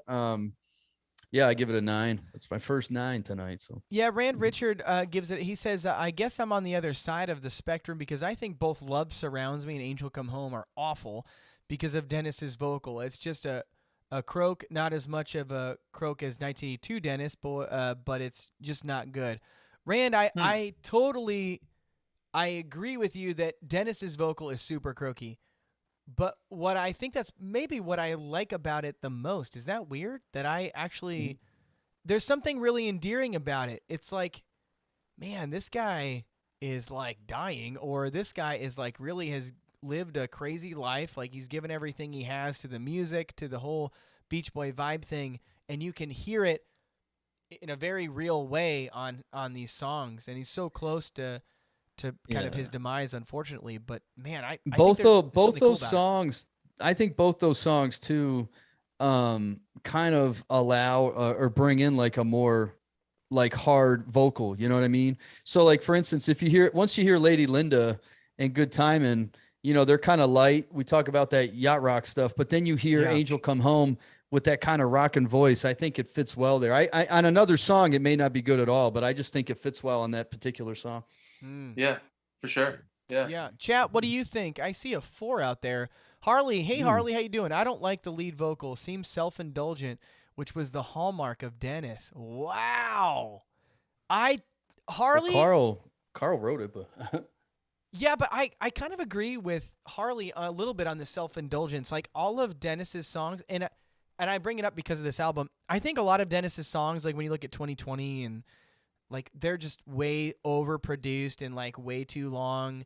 And he's got like entire string sections that are just playing just kind of nonsense. You're like, okay, Dennis, like we get it, buddy. Like this album to me is the exact opposite. Like this is Dennis doing very real, really great tunes like Baby Blue, Love Surrounds Me. I don't really hear a lot of self-indulgence that I heard on maybe a tune like Cease to Exist and like Not Nearest Far Away Place, although I think that is incredibly self-indulgent. But Matt, what are the other really big like orchestral Cuddle Up? There's a couple of them on Carl and the Passions. Yeah. Cuddle Up goes in, and then there's another one on Make It Good, I think is one. Make It Good. Yeah. He does that, yeah. And there's I'm sorry, Giggens, man. Listen, I love Cuddle Up. I love the melody in Cuddle Up. I like his vocal in that. But I do think it goes a little bit like a little bit big. Those are a couple though, I think, for sure. Yeah, Claire says I think Dennis's son said he had the most beautiful ugly voice. That's pretty awesome. That's a good way to put that. Gail says there's a lot of emotion in Dennis's voice, but when I hear his croaky voice in the last years, it reminds me that he got beat up so bad, and it makes me sad. Yeah, I mean, he lived. I think somebody said it in the book that I was reading today, but like he would kind of live life to the fullest and on a very intense level. Like he did not really like I forget who was talking. Was it Scott Wilson that said he like always had a drink in his hand, like always had like an orange juice and vodka? Was that? Yeah, Fred Vail said that too. Oh, yeah, like always drinking, always kind of going like a million miles an hour. So it's really sad. And to me, I think once again, to me, that's what's endearing about these tunes. You can kind of hear, the worn outness, and it's something that you're not used to with the Beach Boys, right? I mean, records up to this point are very clean and very straight tone, but then you get this dude that's like singing. I think the last time you heard a different voice on there would be like Sail on Sailor, when you're like, to kind of a little bit more of a rock and roll voice. I'm talking too much. I'm going to go ahead and stop. So what do you guys? No, but that's what I was saying. I think it's a nice change after the first 3 tracks are real polished. You know what I mean? Smooth Beach Boys vocals to hear something a little bit raw like that. I like it. All right. The next, to give the album some cred. say that again, Giggens. What'd you say? I always felt like Dennis's voice on this era gave the Beach Boys some cred. Oh, because like it made them sound like a rock and roll band again. Like no offense to the other songs, but like when you hear Dennis, like, oh yeah, they are a rock group. It's true. Yeah, man. I'll say this: Dennis saves this record in like a billion different ways, right? I don't like this album blows without Dennis. Even like Keep Carl. This album blows without Dennis. Like this album is trash. Like let's just imagine no Dennis, right? Like what tunes are great on this record? Yeah. Really stand out 10's like, hey, this is a great piece of art, At that point, Good Time would be the best song on the album. He sings Angel Come Home. Right. Good Time. Yeah, and Matt, you kind of hit the nail. Good Timing is just a very like straight kind of empty pop tune with not a lot going on, Yeah, it just showcases their tight harmony and stuff, but it's not, this song sounds like, again, Carl wrote it in a time in his life that was difficult, has some meaning behind it, and giving it to his brother. The next song is another song written with Jeffrey Cushing Murray, but this time it's Dennis Wilson who wrote with him. And this one originally, I believe, was recorded, part of it, or another recording was made for the Bamboo sessions, and it's called Love Surrounds Me. And this was one that Bobby Figueroa was saying Carly Munoz was rocking the organ in there. And Bobby Figueroa playing the drums. They love it. I'm just mentioning it because they love it a lot. They're real proud of it. So, and I think it's another one of those songs I had to listen to a few times, but it's really different, for the Beach Boys. Again, reminds me of Holland in a way. So by the way, we need to we need to go back to the chat after this song. But Allison says, well, what about Sumahama? And come on, Allison, Sumahama. We didn't get there yet. I mean, it's not. I know, but it's not a bad tune. But and then David says, is it Hesp? Take Dennis off this album, and you have another Keeping the Summer Alive. Not good. I might have to disagree with that too. We have to talk through this. I love Keeping the Summer Alive. Me too.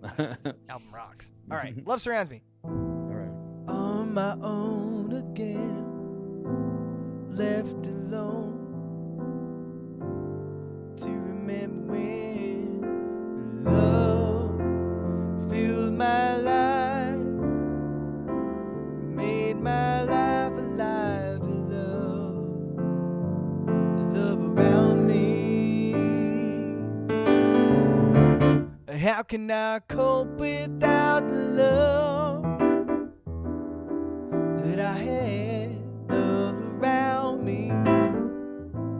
Love surrounds me. The love that I lost was more than I could hope to find. Love surround me. All around me. Did I have a love, or did love have me? Love around me. But there's no love of my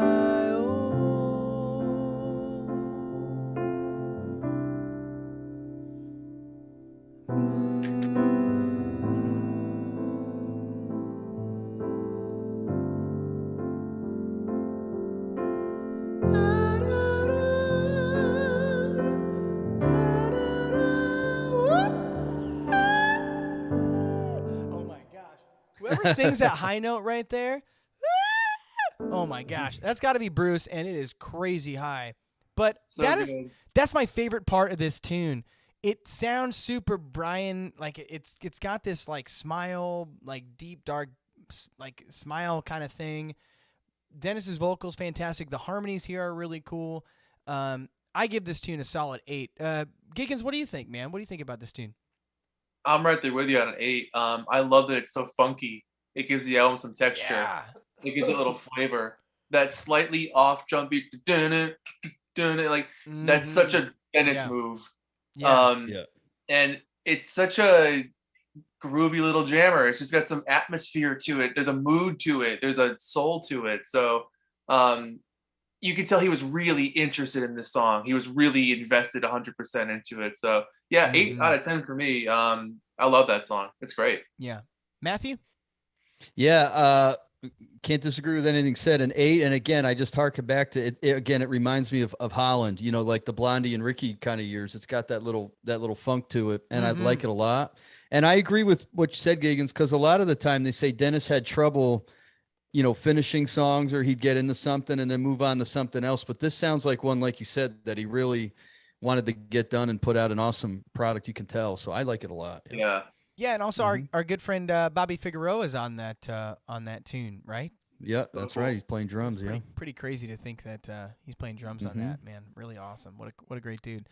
What do you guys think about this tune? Love Surrounds Me. Are you guys a fan of the Dennis tunes? Maybe not so much. Solid 10 for me, but don't hate me. Alexander, we do not hate you. Marco says, I get 1971 Surfs Up vibrations on Love Surrounds Me. Very epic. The tropical ending is the bomb. Yeah, it's kind of got that Cajun kind of feel to it towards the end of it. It's pretty neat. Stacy gives it an 8. Hi, Stacy. Joe gives it a 6 for me. Joe.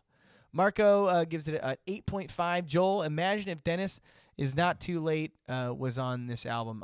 Man, there's a lot of tunes that could have been on this record. I feel like would it change? I mean, what would you replace? I'm pretty sure most people would vote Here Comes the Night, right? That one's got to go. Yeah, California Feeling was supposed to be on this record too, and they took it off, which I to me it's a decent song. It should have been on there, I think. Yeah, Love Surrounds Me, an 8 from Buzz. Beautiful harmonies, and the synth does have a special place in the song. Yeah, there's a really cool synth, 100%. See the Waves, give it a 9. Joyce gives it an 8.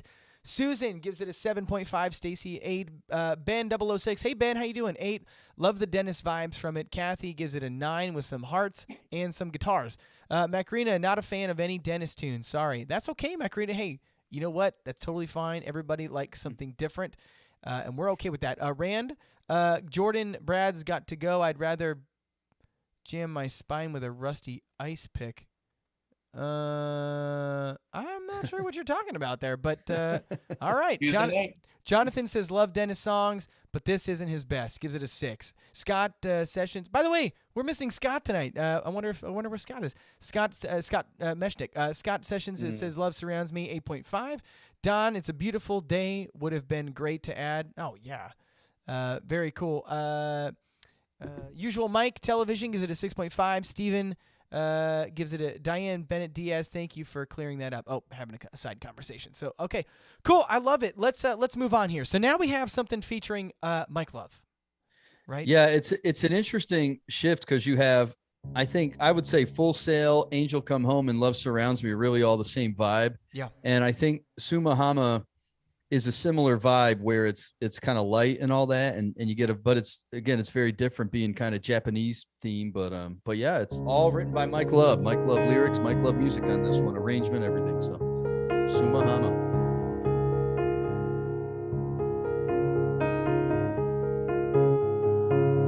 Sumahama, there's a lover sleeping on Japan, where the lovers walk along the sand. Hand in hand, Sumahama. Sumahama, born a lovely oriental daughter, never having met her father. Asked some questions from her mother. Ooh, tell me, mama, will you ever go again to Sumahama? Perhaps you'll find love there, somewhere between the earth and sky and water, there at Sumahama.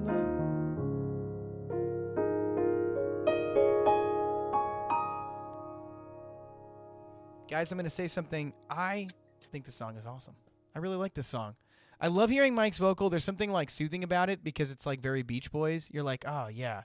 But I really like this song a lot. I think it's well written, some cool lyrics.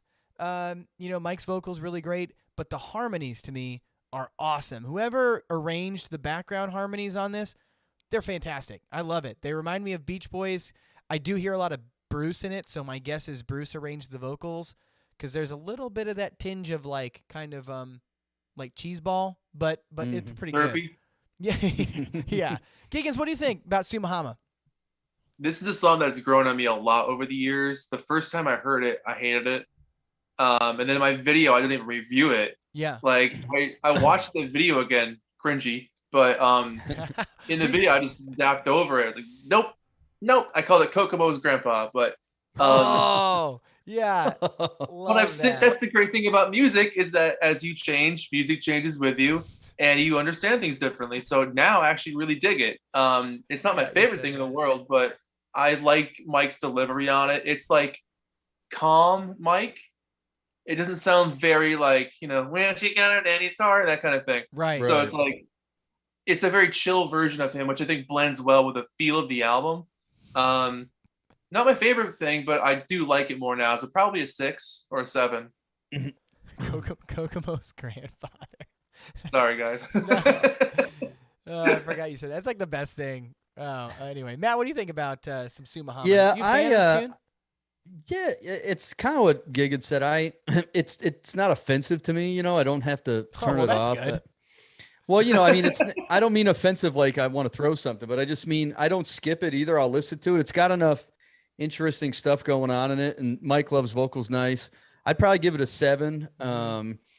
And I wonder, Mike Love, if he had, if we ever got to talk to him, I'd be curious to ask him because there's that song Somewhere Near Japan that sounds kind of similar, and they both, they're both about Japan. I wonder if he's got some Somewhere Near about Japan. I can get behind that song. Yeah, yeah, it reminds me of that. It reminds me of that in a way. I know this one was done first, but again, it's nice, and I think on the first half of the album, it goes well. You know, the first 6 songs on this album, I think, flow pretty well together, you know. Awesome. So Let's go to the chat. Joe Winter says Sumahama is a 6.5 for me. Steven says I give Sumahama an 8.5. Don gives it a 6. David gives it a 4 at most.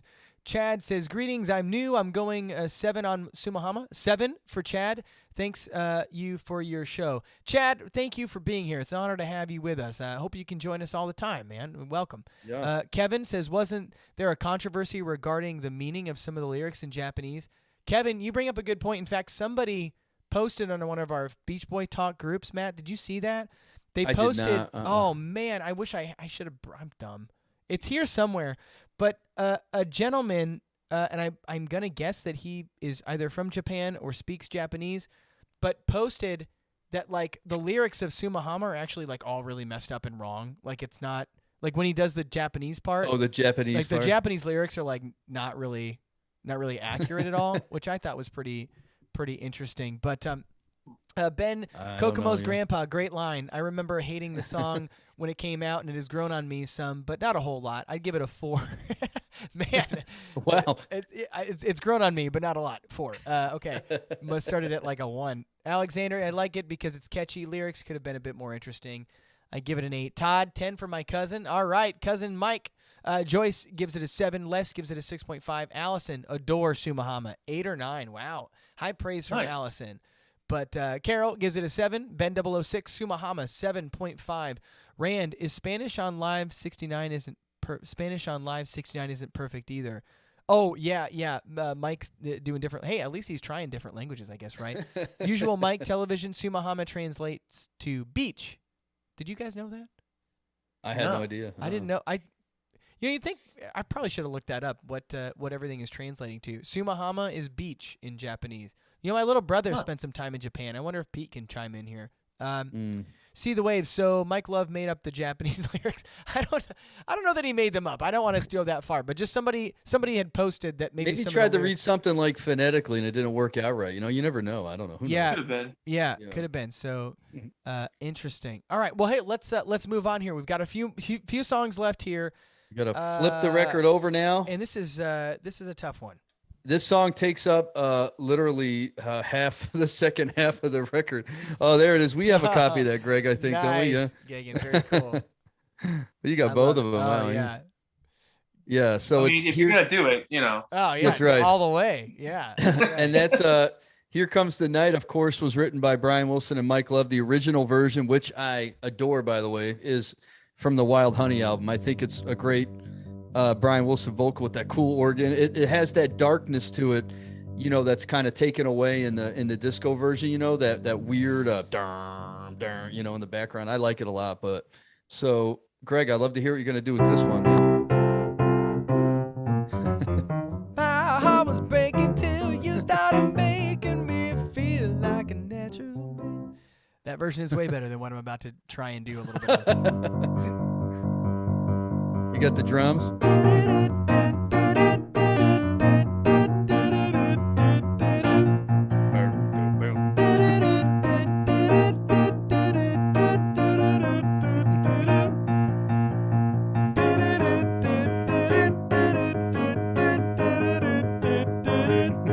Here comes the night. Oh, here comes the night. I'm doing all right. Oh, here comes the night. Here comes the night.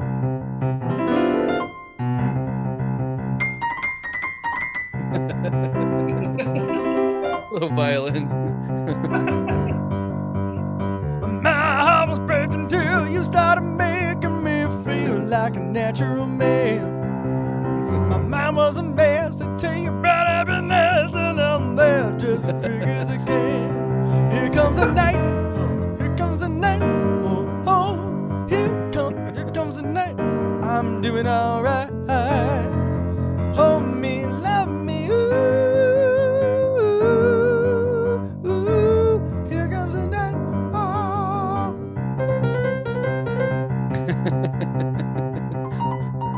Okay. Yeah, So good. Yikes. I will say, I think the vocals are incredible. I think the harmonies are incredible. I think Carl's vocal performance is incredible. I just don't like the idea of the whole thing. The disco Beach Boys. It's one genre they should have left alone. You know what I mean? Giggens, do you think if we ever got Bruce or Mike on and said, "Hey, here comes the night," what's going on there? What do you think they'd say? Honestly, I think both of them would be honest about it. Bruce is I would love to interview him because he's one of the most honest and blunt Beach Boy members ever. Yeah. I think he'd be the first to admit, yeah, that was crap. Like, I think he'd be the first person to say, like, yeah, garbage. Yeah. Yeah. What do you think? Is that kind of what you think about it? I mean, honest thoughts here, Giggens. What are your thoughts on the tune? I mean, like Matt was saying, I really enjoy the vocals on it, but it's too little too late by 1979 standards. And also someone said Dennis was indulgent before. This is indulgent because it's soulless for so long. Like, if it went anywhere, sure, knock yourself out. Yeah. Great, Disco Wild Honey, go for it. But like, if it was like 2 minutes 50, perfect. Like, Kiss nailed it with "I Was Made for Loving You." The Stones did "Miss You." Yeah, great pop songs, 3 minutes, perfect. This goes on for 49 days and just goes nowhere. It just. And you can imagine people at the club being like, okay, we're dancing for a while. We're still dancing. Why is this? Who put this? It's like one of those moments. Somebody started over again or something, right? Yeah, who flipped the record? Like, well, like even like 6-7 minutes later, you're on the dance floor. You're like, I think this is the same fucking song. Like, I'm just looking at cramp all of a sudden. What's happening? Yeah. Well, Joe, I can't feel my legs. When is the night coming? Yeah. Joel Goldenberg said something. He says, "Here comes the night. The vocals are great, but the LP version has every disco cliche in the book thrown at that song. Yeah. I give it a 3. The single version is much more tolerable. I give that a 6. Yeah, the single version was shorter, like 4-something minutes. But you're right about that. It's like they couldn't just do a disco song. It's like since it was like after disco was popular, he puts everything in there. Like even those violins Greg was trying to play or so. It's so cheesy, I don't know. I don't want to bag on it too much. They can throw in. Yeah. Well, do you guys know why they decided to put a 10-minute song on a record? I feel like that's like a radio no. But maybe at this scene, this is where I think you guys. I don't know that any of you guys were alive when this is Giggens. I know you weren't, Matt. I'm sure you weren't. Like what were 10-minute songs? Like, was that a thing? And maybe we're missing context and kind of digging it in a little bit. This was like the beginning of what became like the 12-inch single mix, which became huge in the 80s, where you have like a Prince song that was like, 3 minutes in the album, and it became a half-hour epic for the dance floor. That was the DJs to remix it and stuff. But like, people were realizing that they liked dancing to the same groove for a while at the club. Like, you get lost in that feel of the song, and it worked for a lot of different stuff, especially with disco. But like, this doesn't work. It's like reading the instructions to Monopoly for a half hour. It's going nowhere. We get the point. Yeah. If it had enough things to keep it interesting and like shake it up as it went along, no problem. You can make a long song really enjoyable, but there's just so much emptiness. It's like, and it's like you said, if the DJ had taken it and remixed it, made it longer, it'd be cool. But it's like Bruce did that before anybody wanted to do that. He's like, I'm just going to throw this 10-minute song at you. So, but again, there are some interesting things in it. The vocals are really good. I thought they had to be difficult to sing. There's a lot going on in those harmonies for sure, but I probably give that a 5. I'm not going to lie. I can't go. I don't want to kill it too much, but man, I give that a 1. I give that as low as you can possibly give it. Harley gave it a 0. He said it butchered the Wild Honey version, so it's a 0. So I can understand that. All right, brothers, let's finish off this album here. Matt, we got Baby Blue up next, which is the next one is Baby Blue, favorite song on the entire album here. Written by Dennis, Greg Jacobson, and Karen Lamb, and this one transcends. I mean, it's not just good because it's on this album, in my opinion. I think it's a good song. Out of all the Beach Boys albums, it's one of those songs that just sticks with me. So,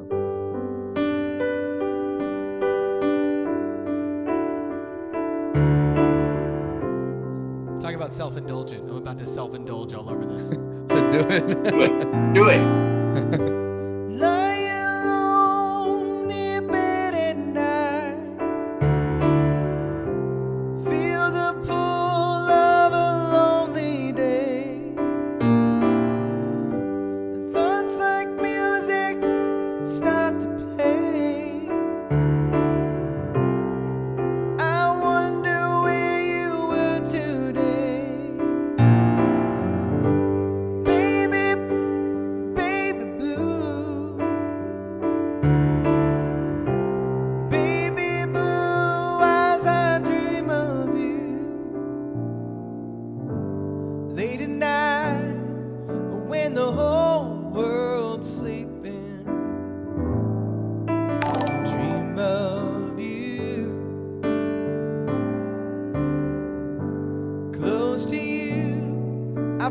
sweet heart beating,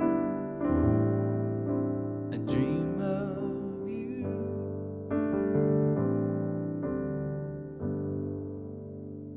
Man, another situation where you have, one of the brothers writing, one of the brothers singing, and that might be the winning formula for all the Wilsons tunes, right? It's like Brian writes God Only Knows, Carl sings it. Like, if you think about all the tunes, it's like one of them is writing, one of them is singing. That seems to be a winning combination. I give this song an absolute 10.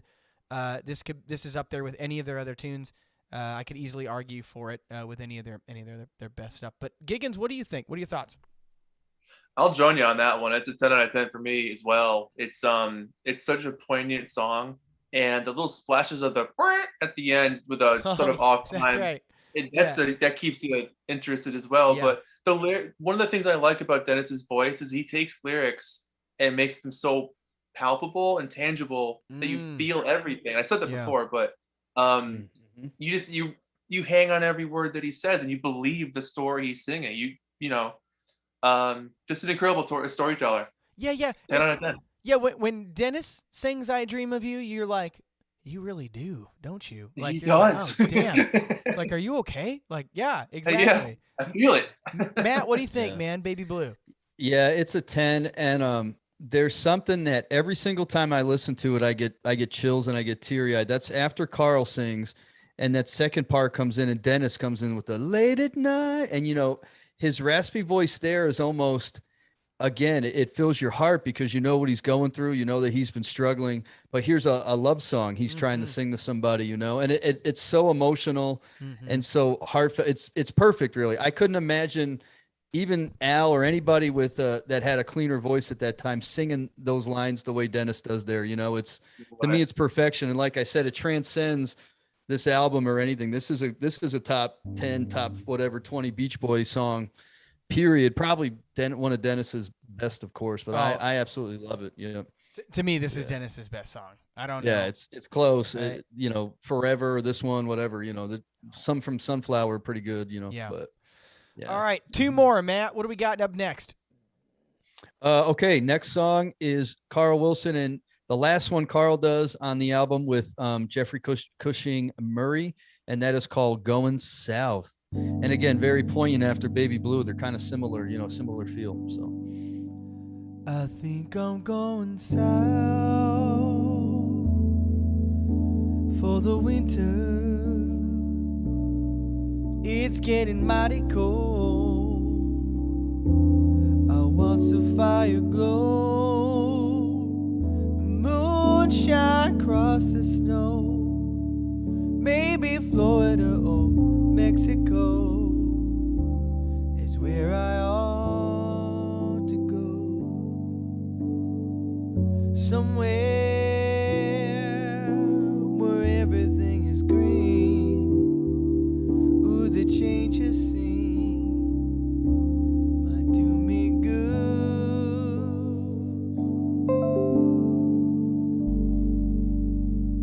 My computer decided to yell at me. That means it's time to stop. I like this song because I'm a huge Carl's my favorite. I love Carl. I'm like a huge Carl nerd. I think he's the best. But this song's okay. I like it. I don't super love it. I probably give it somewhere in the middle of the road, maybe like a 7, probably in there. Giggens, what are your thoughts on this tune? Yeah, this one's like a 6 for me. Yeah. I want to like it, but it's just missing something. There's a couple of ingredients not there. Like they baked the cake, but they forgot to put the eggs in. It's one of those things. Yeah. So, Okay. Yeah. Totally agree, Matt. yeah, agreed. It's probably a 7 because I gave Here Comes the Night a 5. But I think what saves it is Carl's vocal. I think there could have been a lot more done with it, but I get it. If it's to go with this feel of the album, the light album and all that, the yacht rock again, whatever, it makes sense. But again, it's not. It's kind of like Sumaham. It's not something I'll switch off, but it doesn't really excite me either. It's like, okay, it's all right. So yeah. probably And I 7. feel like at this point I've listened to each tune enough to let it grow on me. Of course, yeah. I maybe not. I maybe need to listen to it for another couple years or something. But I feel like at this point, the tunes that are going to grow on me have grown, and the ones that are maybe just kind of, they're okay. Or have already been. And this is one of those ones that's like, okay, I appreciate Carl. But what do you think? Solid 7 from Usual Mike Diane. It's missing 10 points. Okay. Joyce, 6.5. Crescendo, Crescendo, a 10 plus. Oh wow, 10 plus on that. Harley gave it a 10. Wow. Alexander a 10 plus. Wow, yeah. Wow. Susan, all right. Susan 6 plus. Scott Sessions going south a 9. Carl Ruth Barnes gives it a 7. Alexander gives it a 10 plus. Mary Ann gives it a 9. Wow. Marco, hey Marco, how you doing? Beautiful going south. Sums up what Carl was feeling about the Beach Boys' career, in my opinion. I give it a 7.5. That's interesting. Yeah, trying to get the hell out of there. Don Bogat follows the routine like Kevin. Yeah, it kind of has that heaven vibe. Rand, anyone interested? Here's my version of Going South. https://www.youtube.com/watch?V=UQ. Everybody, click that link. I'm not going to read the whole thing, but go check out Rand's version. Rand. I know I will check it out. Awesome, Rand. Yeah, exactly. Todd Peters, 8. Steven Going South gives it a 5. Steven Weiner gives it a 7. Allison, 7. Again, I understand why people don't like it. It's been called sleepy, but I like that aspect, that relaxing aspect of it. Me too. I do like the kind of the relaxing vibe. Owen, Greg again with the great work on Going South. Thank you, Owen. I appreciate that. Ben 006 gives it a 7. So, yeah, I mean, kind of middle of the road, I think, but I was surprised. We did see more like super 10s than I thought we were going to get. I think, Greg, this might be overall. We'd have to go back and watch them all, but we won't do that. But I think this has been one of the higher rated song to song. Wouldn't you say? We haven't had a lot of very many low, things under a 6 for these songs, which surprises me because Here Comes the Night got hit pretty good. Well, that one, but I mean all the other songs, because we've done. I mean, there were even lower rated songs on 2020, a lot more of them, when we did that review. So it's interesting that people like these songs that much. So it's pretty cool, I think. Yeah. Neat to see. Yeah, absolutely. And last but not least, I feel like you couldn't have a Beach Boy or true Beach Boys album without some quirky, weird thing from Brian. And that's this one. Let's get some drums on this one to end. Yeah, I mean, and by the way, Brian started using this short and bread riff I think in the Love You years. No, actually probably in 15 Big Ones, you can start to hear it. And then if you listen to that Lucky Old Son, I'm Going Home, it's on there. Yeah. If you listen to the Disney album, You Got a Friend in Me, it's on there. I mean, he loves the short and bread riff, man. Crazy, he does. crazy. Short and bread. Yeah, he loves it. The dun, dun, dun, dun, dun, it's on so many of his songs. Yeah. Oh wait, I didn't pull up the lyrics. Hold on. Give me a second. You don't know the lyrics of Short and Bread? No, I don't know the lyrics of Short and Bread. It's not something I freaking sing every day. Well, it's like a traditional old, kids okay. thing, right? All right, go ahead, Matt. I'll wait. Mama's little baby loves short and short. Yeah, go to the verse. Go ahead. Oh, I don't know. Yeah, I don't know. Oh, you don't? Yeah, I thought.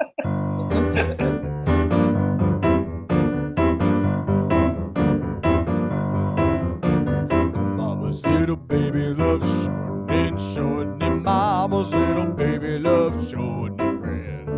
Put on the skillet, slip on the lid. Mama's gonna make us some short and bread. And that ain't all mama's gonna do. She's gonna cook us some coffee too. Mama's little baby loves short and mama's little baby loves short and bread. Mama's little baby loves short and mama's little baby loves short and bread. I stepped in the kitchen, I raised up the lid. I stole them in a mess of short and bread. All right, I don't want to do this anymore. Yeah, it kind of reminds me of the Today album has like the weird. No. I'm Bugged Up My Old Man is Summer Days, right? Yeah. Today has like the Bull Daddy session thing, Bull Daddy. right? Yeah. Right. I feel like every record has like a weird tune like this. And they decided to double down on Here Comes the Night and this one. So they're like, no, we don't have enough weird nonsense on this record. Why Giggens, why was this on the album?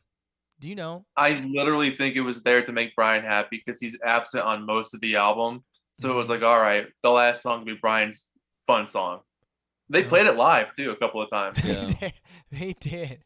It's kind of It didn't go over well. Yeah, that and like Going Home are like the same exact song. Like, Well, there's a story about Brian doing this song with in his house with like Iggy Pop or something and Alice Cooper. Alice Cooper. And they got all weirded out by him. They were like, "We got to get out of here. This guy's crazy." Giggins, you know, Brian Wilson scared Alice Cooper. Yeah. yeah, exactly. Giggins, But go ahead. Sorry. Oh, go ahead. No, go ahead. Go ahead. Giggins, have you seen the YouTube video of? I forget who it was. I feel like it was Les, but I don't think it was Les.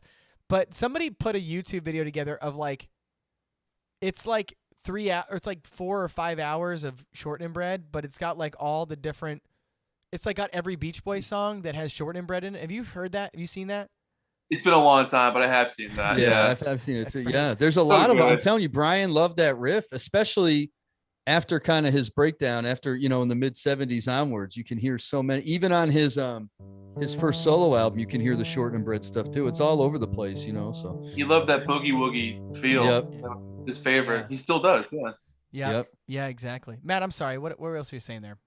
Oh, nothing. I was going to say, I like the harmony. I like the drum. I give the song like an 8.5, man. I think it's a cool way to end an album. It's so Beach Boy Brian Wilson to have. Dude, it's kind of like Friends. What are you talking about? Well, Friends is like this really beautiful, peaceful album. And then it ends with Transcendental Meditation, which is so weird and loud, almost like a joke, And I feel like Short and Bread's kind of the same way. Yeah, it's just, okay. Brian wanted it on there, but it just kind of cuts the tension of that mood, that's kind of how I look at it. So yeah, I mean, I want to remind you that you gave Full Sail an 8, and you bumped that 0.5 higher. I can't help it. I like it, man. I think really? it. Who takes Short and Bread and turns it in like a hard rock tune, except for the Beach Boys? That's why I think it's cool. Oh, yeah. Yeah. It's like the Beach Boys have a very Giggins. We did this thing a while back where it was like best album openers. The Beach Boys are really good, I feel like, at opening records. Oh yeah. I feel like their first tunes on a lot of albums are really great. Girl from New York City. I Can Hear Music, right? Pet Sounds fun. Wouldn't it be nice? Fun. Slip on through. Oh yeah. Slip Hell on yeah, through, exactly. Like their album openers are great. But as great as they are at openers, they are equally as terrible at closing a record. Why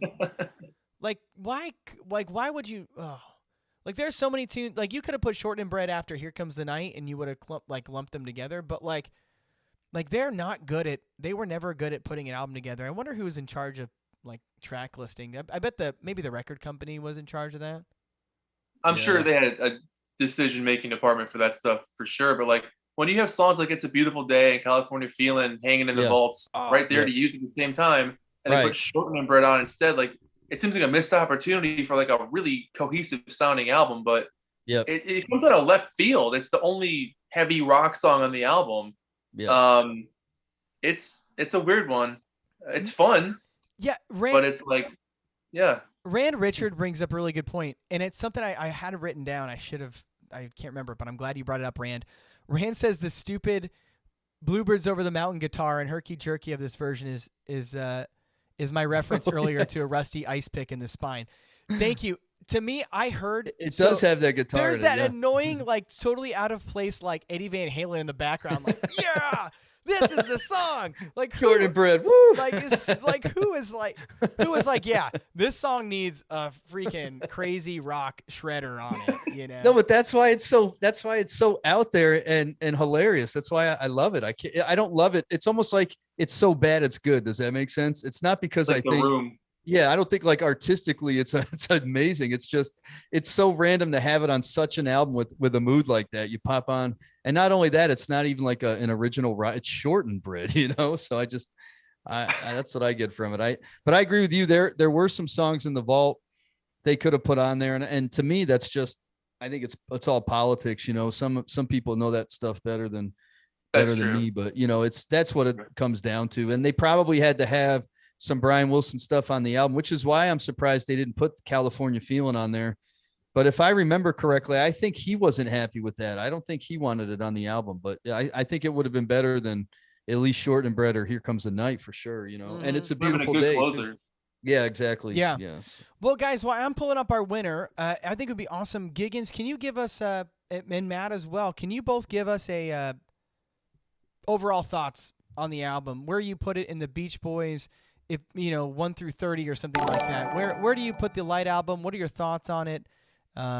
did your mind change after listening to it after a while? Give us kind of your overall feeling on the record. It's still one of my least played albums by them. I honestly think I play Summer in Paradise more than this album, but what? Hell yeah, man. No way, dude. We got to have you back when we do Summer in Paradise if you come on. Yeah. I'll come back. All right. Summer in Paradise has some good songs on it. It's not great, but it's got some good songs. But like LA, go ahead. I'll go ahead. We'll name them. Go ahead. You like the one that it's a love thing? Is that one of the songs? Is that the one that really got you, Giggens? It's called Summer of Love, guys. Okay. I'm busting your chops. Sorry. Shot busted, fellow adult. Shot busted. Community reference. No, it's a good album, but it's not my favorite album by them. It's a good attempt at trying to write something during a really rough time in their lives. And this is one of the albums where I can't separate their life from the art. I hear their life in the art. And you hear the separation. I mean, you hear them not even together on certain tracks. You could tell Mike's not on some of the Dennis tracks, like vice versa. Mm-hmm. There's a lot of division on this one. So yeah, like an overall number rating, I'd probably land somewhere like a 6 out of 10. But ask me 2 years from now when I do another review of it, and it could be different. But yeah. What about you guys? Listen, again, it was probably one until this past year and a half. I think I told you, I think I listened to it once and then never listened to it again. I think I've grown to have more of an appreciation for Carl Wilson's writing and Dennis Wilson's writing. And I think that's why I like this album. I like their songs a lot on it. It's not my top 10 Beach Boys albums, not one of my favorite, but I do think if you put it in the context of the 70s, it's certainly not the worst. It might be one of the better ones they did in the 70s. Wow. It's not as disjointed to me as you'd think it would be with everything going on. But I think what saves it is the writing of Carl and Dennis really kind of blossom, at this time. And so I'd probably give it about a 7 or 7.5 because there's so many other albums that are just classic. And I wouldn't call this one a classic. Maybe it will become a classic one day, but I think more people need to hear it and, give the songs a listen for that to happen. But well said. Joe Goldenberg says, overall, I give the album a 7. Even Brian said the group was pulling in different directions at this time. Yeah, I agree. It's to me, it's not a very good album. I think there are some great songs on it, right? And some really cool stuff from Al and Carl and Dennis and Mike, and not so much Brian, obviously the good timing, but yeah, not a great album. I like some of the songs. I would definitely put it towards the back end of their collection, probably down there with Summer in Paradise for sure. They're probably hanging out together. Cindy says gets Drags down to a 6 because of Here Comes the Night. BS. If you take that off the record, goes to an 8. Yeah, that's true. So you gave it a 6 out of 10. How much weight do you give Here Comes the Night, Giggens, on? Because it's such an odd, out of place thing, right? Yeah, I mean, that's easily the worst track on the album, purely because it's so excessive. I think if the single version was on it, it'd be a better choice. But if that song wasn't on the album, I'd probably still give it a 6 or a 7 out of 10. Wow. Okay, Matt, does the Here Comes the Night change your mind if it's off the record? Yeah, I mean, if they put, I think any song in the vault, even another, say, Bamboo track, because Dennis had a stockpile of songs, that still haven't been released. You put one of those on there or something. I think it does make it better. I'll say that about Short and Bread too. I think you replace those two songs and then it kind of changes. You know what I mean? That whatever, if it's in the latter 5 of their records, I think it goes up a notch if you take those two songs out and replace them. Yeah.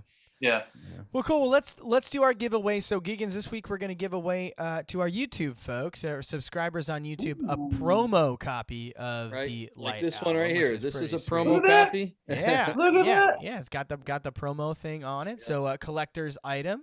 So, I have our winner up already. Our winner is a subscriber and has to be on the channel tonight with us, hanging out. So, I'm going to pull him up again. See if we can find them. Ladies and gentlemen, our winner of our giveaway this week is on YouTube, and hopefully our winner is still on, but our winner this week is Chad Apold. Chad Apold. All right, Chad. Chad here. Is Chad here? Now, if Chad is not here, then we'll have to repick, which is totally fine. So Chad, we're gonna give Chad maybe 30 seconds to a minute here, and then Cindy wrote gets dragged down to a 6 because of Here Comes the Bull. If you take that off, the record goes to an 8. I know. Here comes the bull. That's funny. Yeah. Let's see. Is Chad in the chat? If Chad is here, Chad wins, and we will send you this promo copy of the Light album. If Chad is not in the chat, then we will redraw. Let's see. Chad and chat. Hey, while we're waiting on Chad, Giggens, tell us what do you got cooking, man? What are you working on these days? Are you still working hard at the album reviews? You got any other projects you're working on that we can check out? Yeah, I'm always working on something. I've got about 4 or 5 shows I'm working on right now that'll be coming out throughout this year. Okay. And at the very end of this year, the second half, probably starting in September, there will be a multi-part series about a Beach Boys album that's been requested for quite a long time. Okay. So once in a while, I do these month-long video hauls, but yeah, that's coming up at the end of the year, and more Beach Boys videos and always more reviews. Doing a giveaway on Instagram now, that kind of stuff. Oh, nice. Hey, so everybody, what's your? We have a lot of folks on Instagram. If you have Instagram, Giggens has an Instagram and he's doing a giveaway. Is it just at Giggens? At Giggens is an underscore after my name. Giggens underscore. Who else has Giggens? Someone did. Weird. Yeah, you know what? Let's. Do anybody have any questions for? We got a couple questions from Giggens. You have a question for Giggens? Is it okay? Can we take a couple questions in the chat? Yeah, of course. Yeah. Man, Sure. You're a rock star, man. We gotta. I'm flattered. It's bittersweet for me. I love that you were on for a record, but I also kind of wish we got to kind of ask you more questions and talk through some things. But I'd love to chat again, man. We would kill to have you on again, Giggens. It'd be so much fun. Giggens, Don wants to know about the Beach Boys concert you just attended. So did you attend a Beach Boys concert recently? Yeah, I went to one in Virginia Beach in early February last month. Now, which iteration of that? It was just Bruce and Mike. Okay. Yeah, tell us about it. It was fun. I mean, it was fun. But like, I hadn't seen that version of the band ever. The last time I saw anything Beach Boys was the 2012 reunion with all of them, which was incredible. But it was fun. You know, like you can tell they're getting on a little bit. Some of the vocals were a little shaky here and there, but the band was pretty tight. The audience had fun. It was just cool to see many different generations of fans together having a good time, enjoying the music together for the night. It was cool to be in the same room with these guys, you know? Cool feeling. Yeah. Oh, interesting. I love it. Yeah. Go ahead, Matt. Greg and I have been to, well, actually, I don't know, Greg, if you've seen them yet, but I got to see Mike and Bruce a few years ago, but I've seen Brian Wilson's band probably 10 to 15 times. And oh my God. Yeah, I saw the Pet Sounds tour. I think. Wait, you've seen Mike and Bruce 15 times? No, Brian. Oh, I was like, dude. Yeah, but you know, it's almost like two different things. It's like at the Mike and Bruce concerts, you know, the crowd's up and they're dancing, and it is like a fun atmosphere with the beach balls and stuff. But when you go to the Brian Wilson show, the band's just as good, but it's a different vibe. It's like it's more like art, if that makes sense. You know, he does different cuts, you know, a little deeper, and it's more about the sound of the band. And obviously he's not really you know, a showman. Brian doesn't talk very much at all, you know, so it's totally a different vibe. I enjoyed both of them, but they are different field. Okay, we got 2 questions for you here from Unusual Mike Television. Do you have a piece of Beach Boys merch you would love to own, or a piece of Beach Boys merch you would love to own? Wow. Honestly, if it was ever possible, like a tape reel from one of their recordings from back in the day, I think that would just be so cool to hold on to, you know? That'd be awesome. Yeah. Yeah. You went right for the throat there. Right for the throat. Actual tapes of like the Smile. Let me get there. Yeah. He wants like Smile. Dude. Yeah. Like, yeah, I got the Father of the tape Man in or the something. room. Yeah. How about maybe something that's maybe relatively attainable from like a fan? Honestly, I would love to find a first pressing cassette tape of Friends from 1968 because they started doing tapes in the late 60s.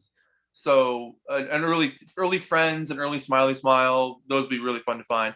That's And cool. the reel to reel tapes as well of those. Yeah. Awesome. Oh, cool. Someday. Another question for you, Giggins. What's the worst Beach Boys song in your opinion? What's the worst one? Do you have a worst one? It's funny. Like I never think about things I don't like.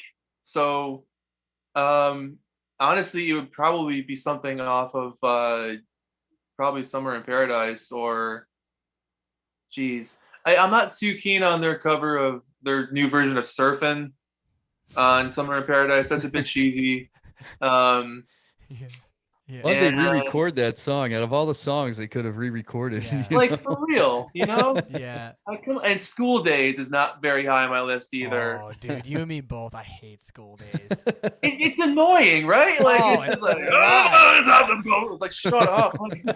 Well, and like it's got this like we go use the word again, but it's got this self-indulgent intro, like it's gonna be something bigger than it is. You know, like Yeah. School Days, school. It's like, oh, harmony. You know, oh yeah, it's really bad. And like it's just kind of cheesy. It just feel and like there's a great video of Al talking about it, which is cool. I understand the sentiment. It was the growing up stuff when they were kids, but like, Yeah. Yeah. A couple more things, and then we'll wrap it up here.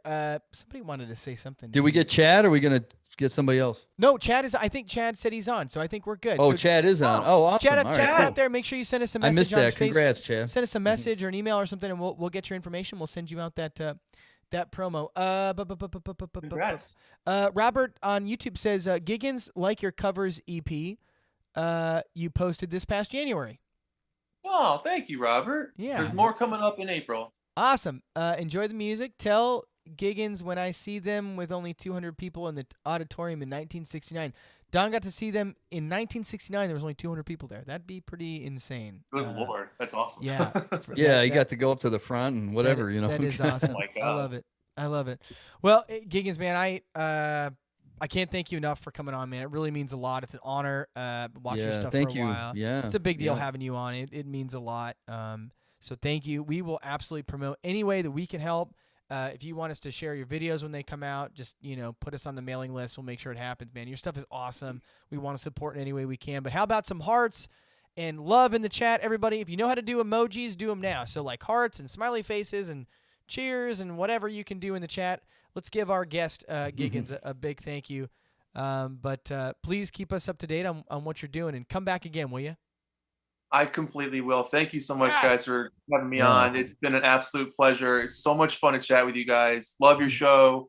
You guys are super cool and talented. So it means a lot for me to be on the show with you guys. So thank you so much. Wow, Awesome. thank you. It was All great, man. Thank you. All right, my friend. Well, you take care. Keep doing what you're doing, and we'll chat soon. Likewise, guys. Thanks All again. right, take All right, care. see Yep. you, buddy. Bye. Man.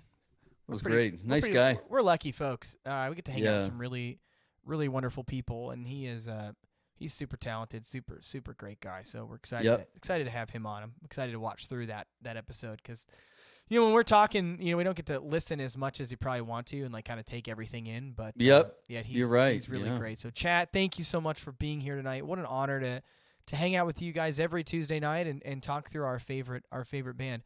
Next week, get hyped. Matt, what are we doing next week? I Starts- don't There know. was a farmer who had a dog in. Oh, that's right. We're gonna do. I forgot about that.